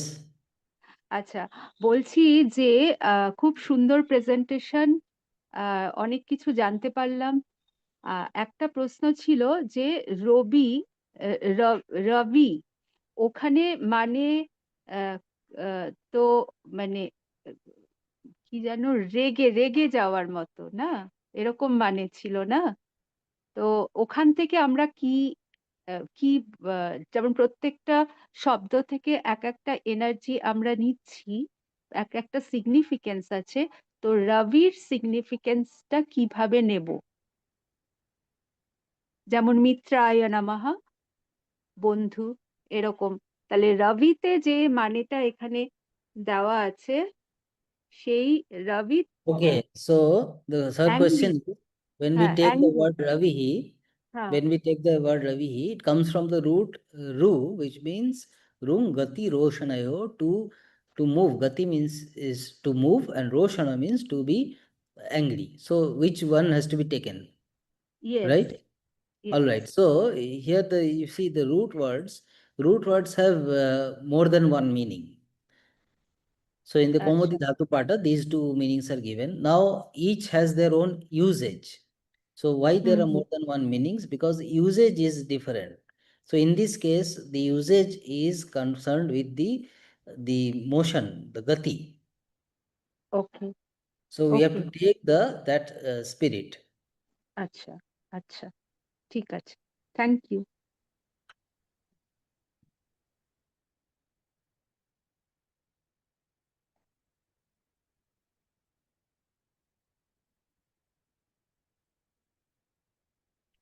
Namaskar, Swami. Yes. Swamiji, I want to ask, when we talk about mantra chanting, do we, although you have mentioned very in detail that the Bij mantra are related to the Panch Mahabhut that I got to know today, and they will, if we chant Bij mantra, then maybe it will have some physiological effect or some psychological effect on the body. But when we talk about mantra, so they are in Sanskrit and they contain some meaning. Each mantra is trying to say something. So as a layman, if I am chanting a mantra, for example, a Gayatri mantra or Mahamrityunjay mantra, so is it necessary to know the meaning of that mantra in order to have a better effect, or just a mindless repetition of the mantra will give some kind of benefits also? So very good question. Whether a mindless repetition of mantra will be effective or a mindful repetition will be effective. Now both will be effective, but the effect intensity will vary. Even a mindless repetition will have an effect, and a mindful repetition will certainly have an effect. So it goes like this. Suppose you unknowingly jump into the water versus you consciously or willingly dive. So will we become wet? In both cases, we'll become wet. Similarly, unknowingly we taste something which is sweet, and knowingly we take a sweet meat. So in both cases, the result will be sweet. So in case of mantras are so powerful that these particular mantras, that if they are uttered even without the understanding, full understanding, it will create an effect, because each utterance has a corresponding mental state.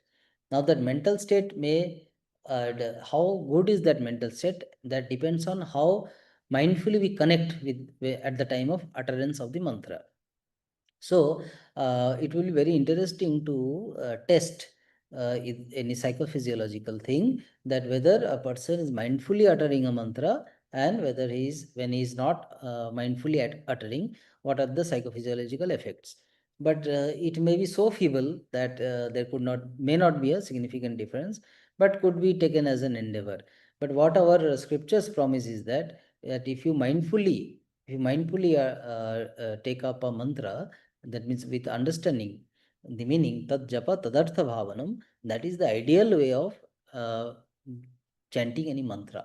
The artha bhavana going hand in hand with the mantra chanting, that is the usual standard practice, because that gives the best effect. Swamiji, if you allow, can I ask another one? Yes, yes, please. Yeah, thank you. One thing is, Swamiji, that when we talk about Surya Namaskar, and since back in the days when I was in BSc, so we were trying to find out some textual reference of the practice, and it is a challenge always to find some traditional or some authentic text from which we can get Surya Namaskar. So at that time, we only found the Surya Namaskar by Bihar School of Yoga. That is the only systematized book that we found, and there are some Bij mantra also explained there.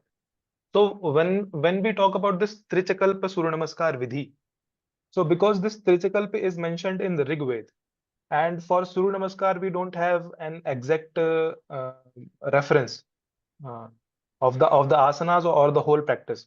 So how do we combine both of these practices? Because in other books I only saw the Bij mantra or those 12 mantras, but I never saw this Trichakalpa Vidhi. So how do you combine the Rig Vedic mantra with this modern, we can say, the Surya Namaskar practice? Was there in 1920, which is published in 1924, published by Bhavana Rao Srinivasa Rao Pantpatinidhi. The title was the Surya Namaskara for Longevity and Efficiency. In this book, you can find that the Surya Namaskaras, each postures, and when you are doing this posture, at that time how you are going to recite in a different intensity, that has been clearly mentioned. The vidhi, the first, second, third, four variety of meter he has mentioned, and how to practice, and during each posture how to chant, all those things he has mentioned in this book, and it is very famous and very rare book. Yeah, I think it is available in Yes. the archive. Yeah, it is available in archive. There it is Trichakalpa, yeah, Trichakalpa mantra and the postures, how these 12 postures are integrated with these 12 padas, that is mentioned. The center vidhi is mentioned. In the manuscript, the vidhi is only the chanting, but chanting and posture combined, that first appears in that particular book by Pantpatinidhi. It is there available in the archive, both Hindi and English version. Thank you so much. I'll look into it. Thank you so much. Pranam Maharaj. I am Yes. Bhaskar Nandi, football coach. I ask a question. I am a football coach. When we start practice, at first we do warm up. Before warm up, can we practice Surya Namaskar? And if we will do this, what is the benefit? Can you tell me? Yes, sir. Definitely, you can make your students do Surya Namaskar before warm up. What particular benefit will happen, what you want, we do not know, but there is all-round benefit of doing Surya Namaskar. First of all, there is a lot of cardiovascular benefits, there's a lot of metabolic benefits, then a lot of positive benefits in the overall fitness. So if your warm up is geared towards fitness, you can maybe make a Surya Namaskar component of that warm up.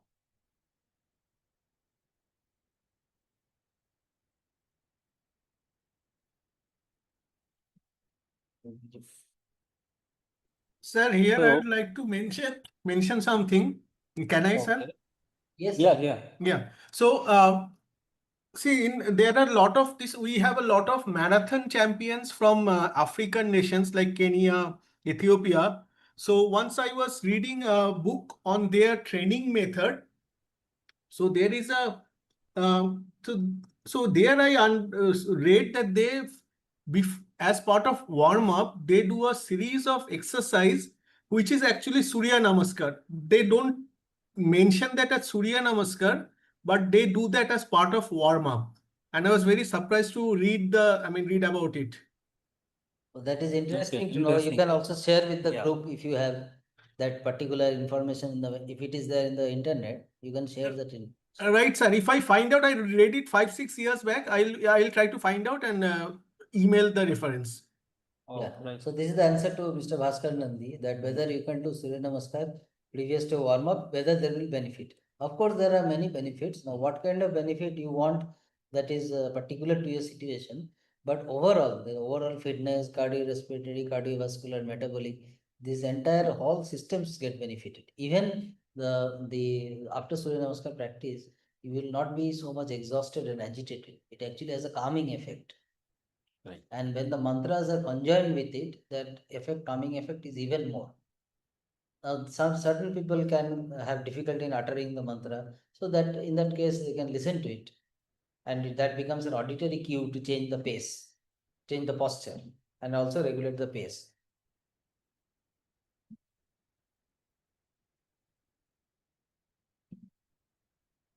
Yes. So, any more questions? Swamiji, just one more thing. Yes.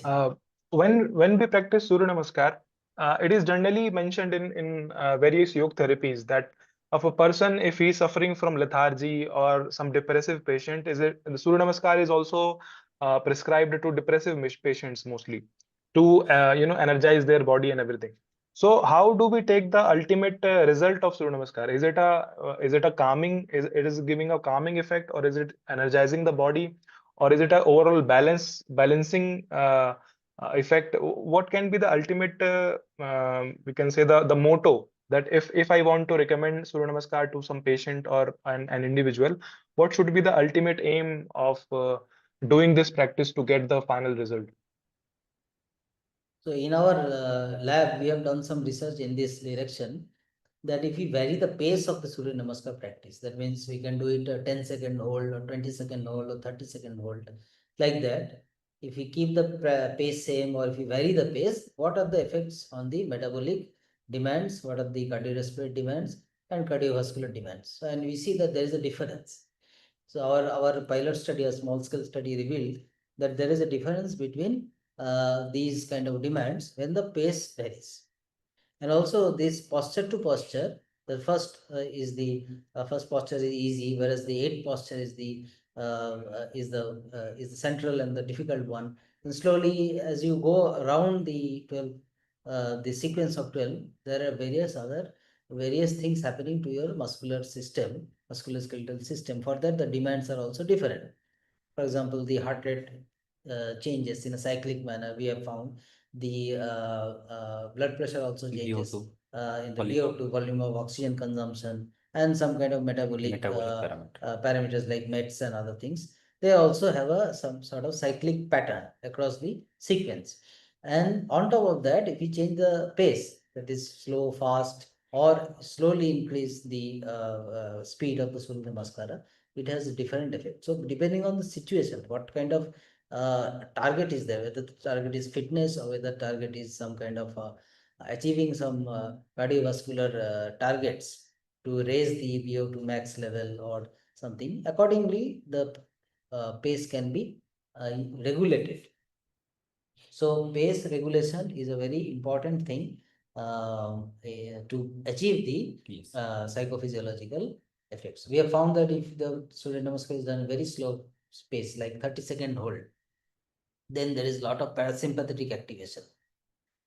Whereas if it is done very fast mode, there is a lot of sympathetic activation.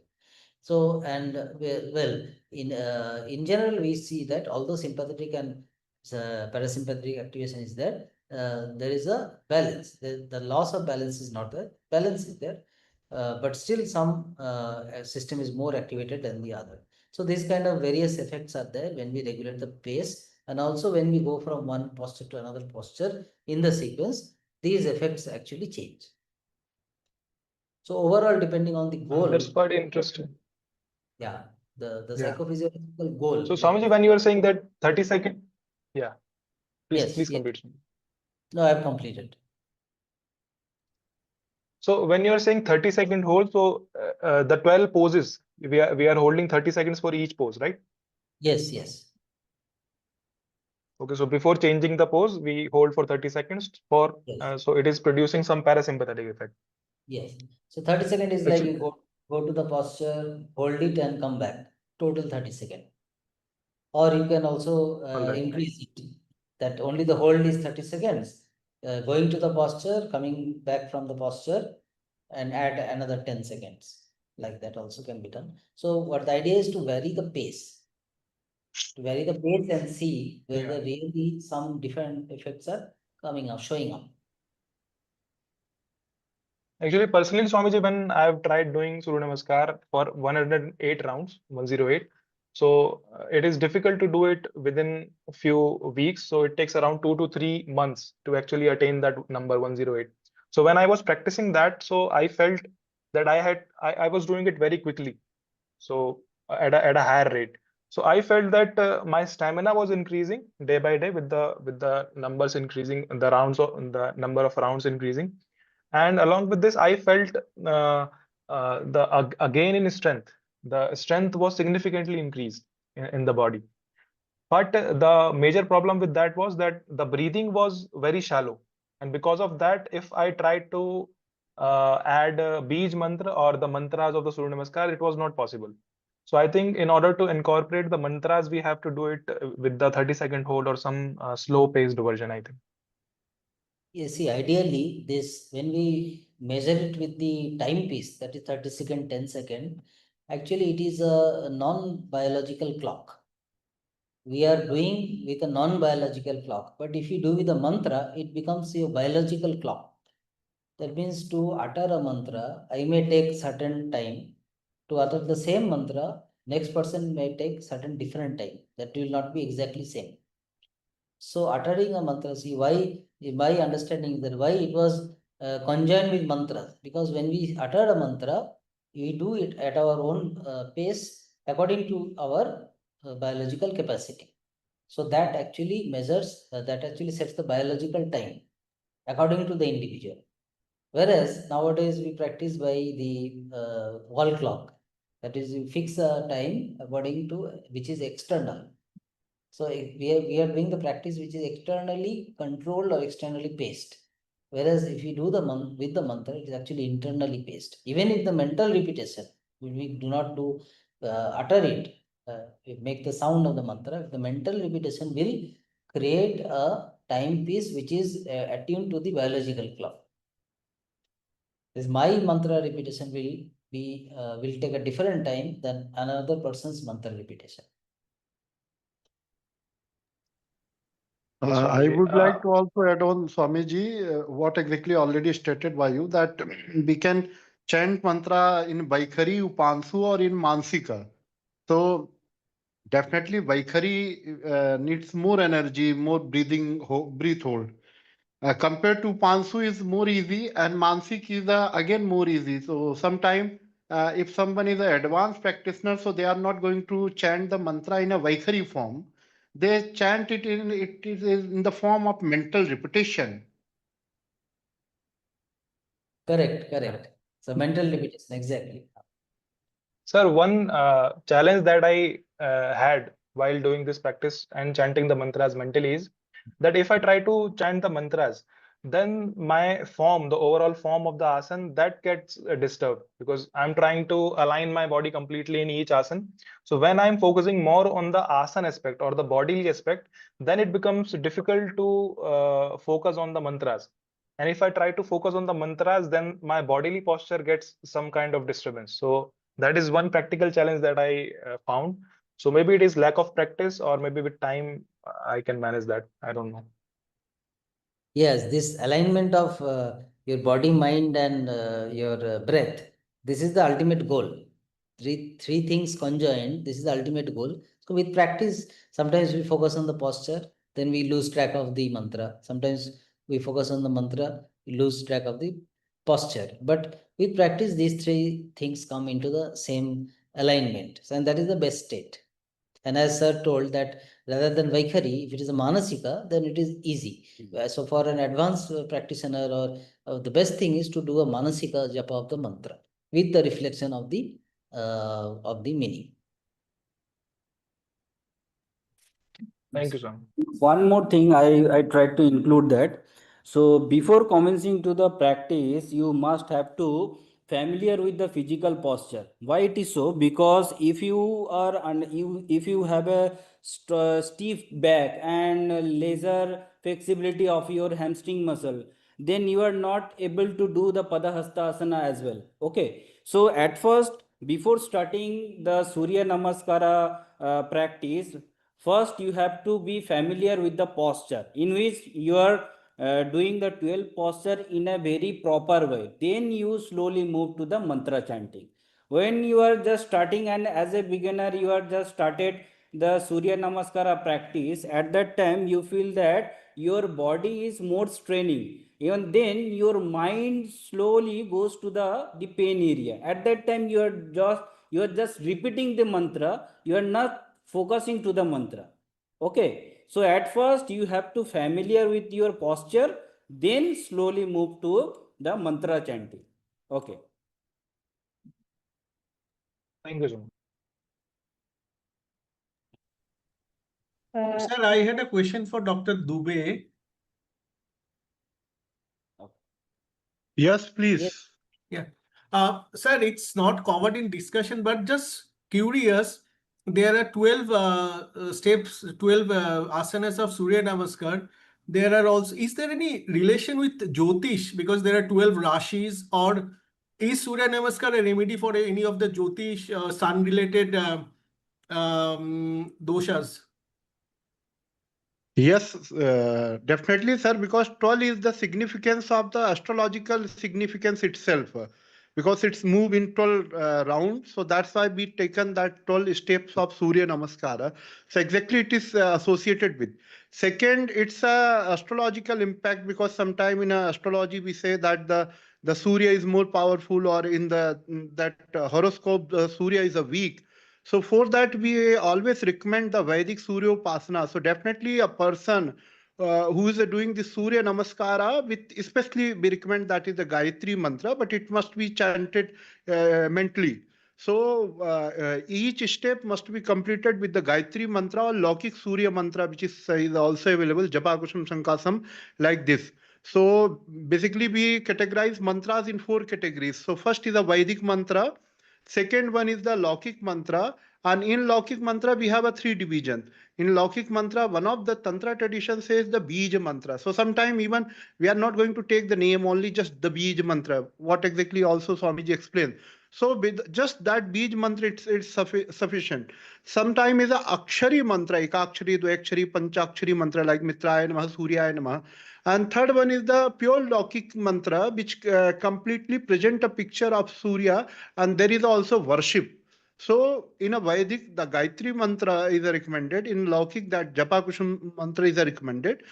And for instant result, that the Bij mantra is recommended. But for the Bij mantra, it is always instructed that it must be practiced under the guidance of Guru, because it is filled instant a vast energy. So that exists. So definitely Surya Namaskara is helpful in the horoscope or the position of sun in our horoscope.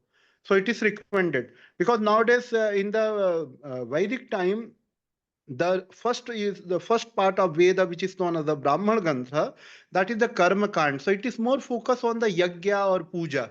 Then there is a Aranyak, which is Upasana Kand. So Surya Namaskara is a part of basically Upasana Kand also.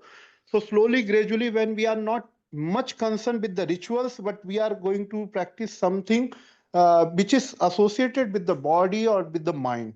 And then we have a Upanishad which called the Gyan Kanda, which again become the ultimate solution, just knowing the true self under the guidance of a teacher. So definitely there is relation. Thank you, sir.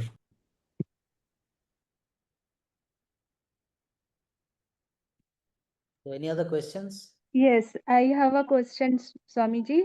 The question is that you just told the 30-second holding of the posture activate the parasympathetic pathetic dominance. But is it? Do you recommend it for everyone?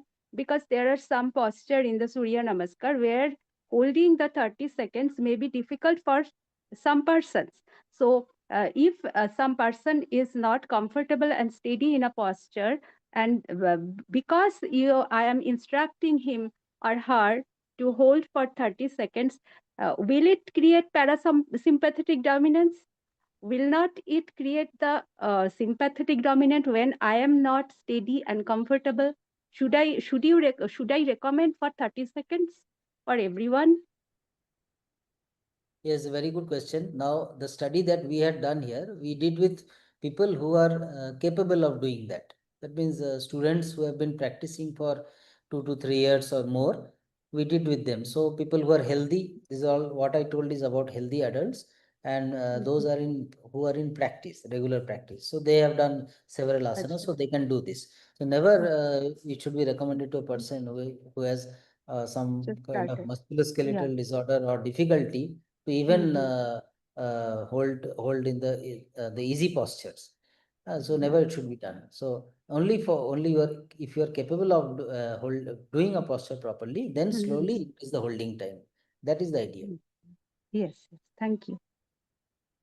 So a lot of factors, personalized factors are there which are not studied, and this kind of discussion is very good that it can open up ideas, and people who are listening here can go back and think. And we do not know, some of you may take up this as a further work, that how do we know what is the right pace of Surya Namaskar for a person? Because when we go to a yoga class, the instructor just does it in a pace and everybody has to follow that. But is it the proper pace for me? That means my physiological factors, my biological abilities, my condition of the body and mind, will it allow me to do that thing properly? And if I do that, what are the effects on the body and the mind? So these things has to be studied in connection. Like, if I am a person with this kind of profile, then what is the best Surya Namaskar posture for me? That means at what pace I should do to get the maximum benefit out of it. And the benefits are something which is measurable. That is, benefit should be addressed at each system level: the cardiovascular, cardiorespiratory, metabolic, and the autonomic system also. So this kind of connection with our own personalized body mind profile. That means if I come for a Surya Namaskar practice, that let me check my sleep quality. If I am doing in the early morning, let me check the sleep quality, and the test whether I am in a fresh state of mind and body to take up the pursuit or not. These things are very interesting study. So in what condition I am, and therefore what is the best pace for me, and therefore if I do at that pace, what is the results out of that pace? These three things has to be studied in connection, in conjunction. Thank you.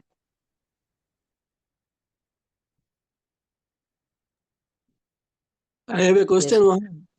Yes. Those who takes morning bath, whether they practice Surya Namaskar before bath or after bath? So In the usually morning. always after bath. Okay.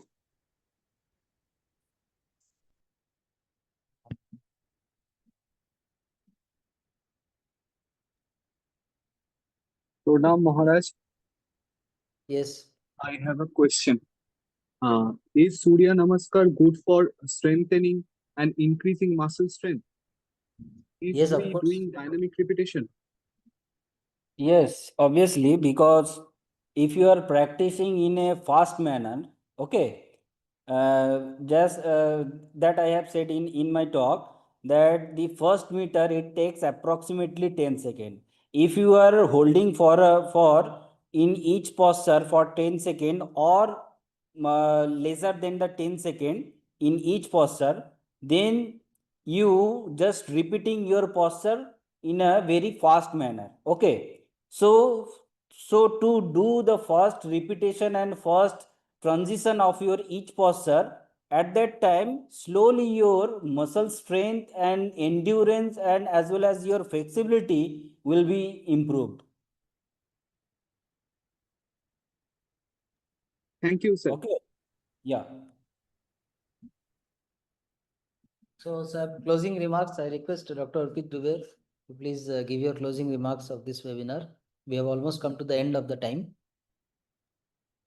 Yeah, sure, Swamiji. So again, my pranams to Swamiji and all the participants.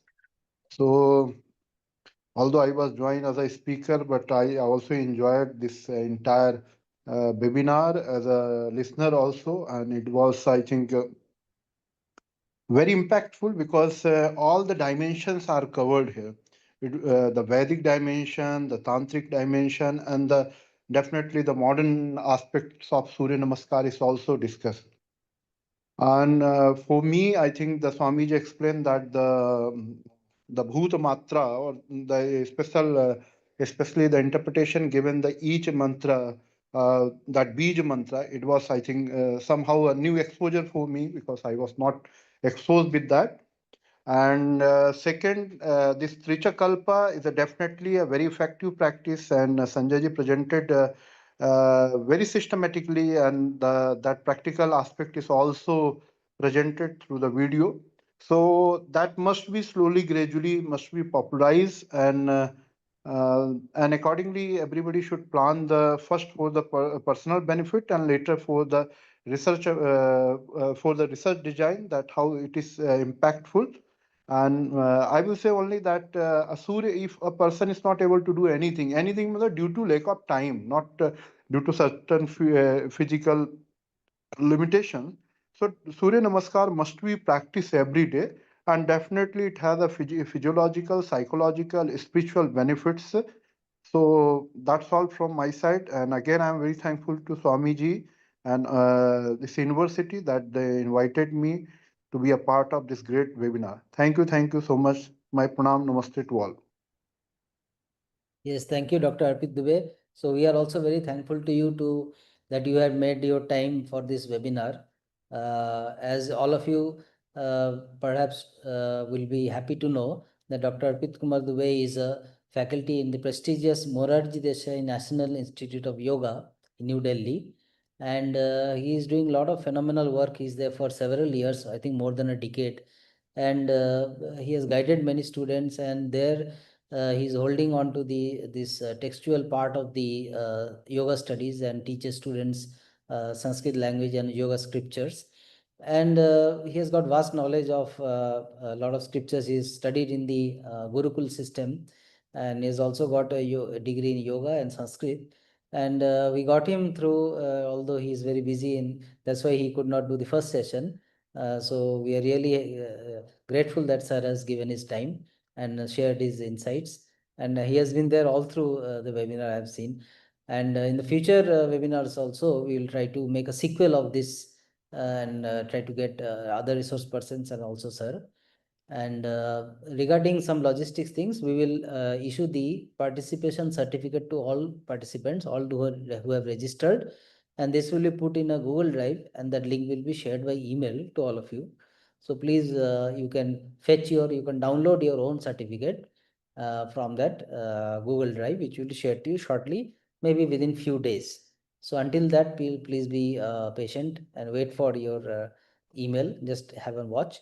And we will also send out a feedback form, a Google form, where you can write your comments and suggestions, and what are the things you want to see in the future in this line of thought. What kind of topics on Surya Namaskar you would like to have a discussion on. And based on that, we will plan a sequel Surya Namaskar webinar in the coming days. So thank you everybody for participating. And this was really a good, wholesome discussion with so many questions and comments and good suggestions coming from participants.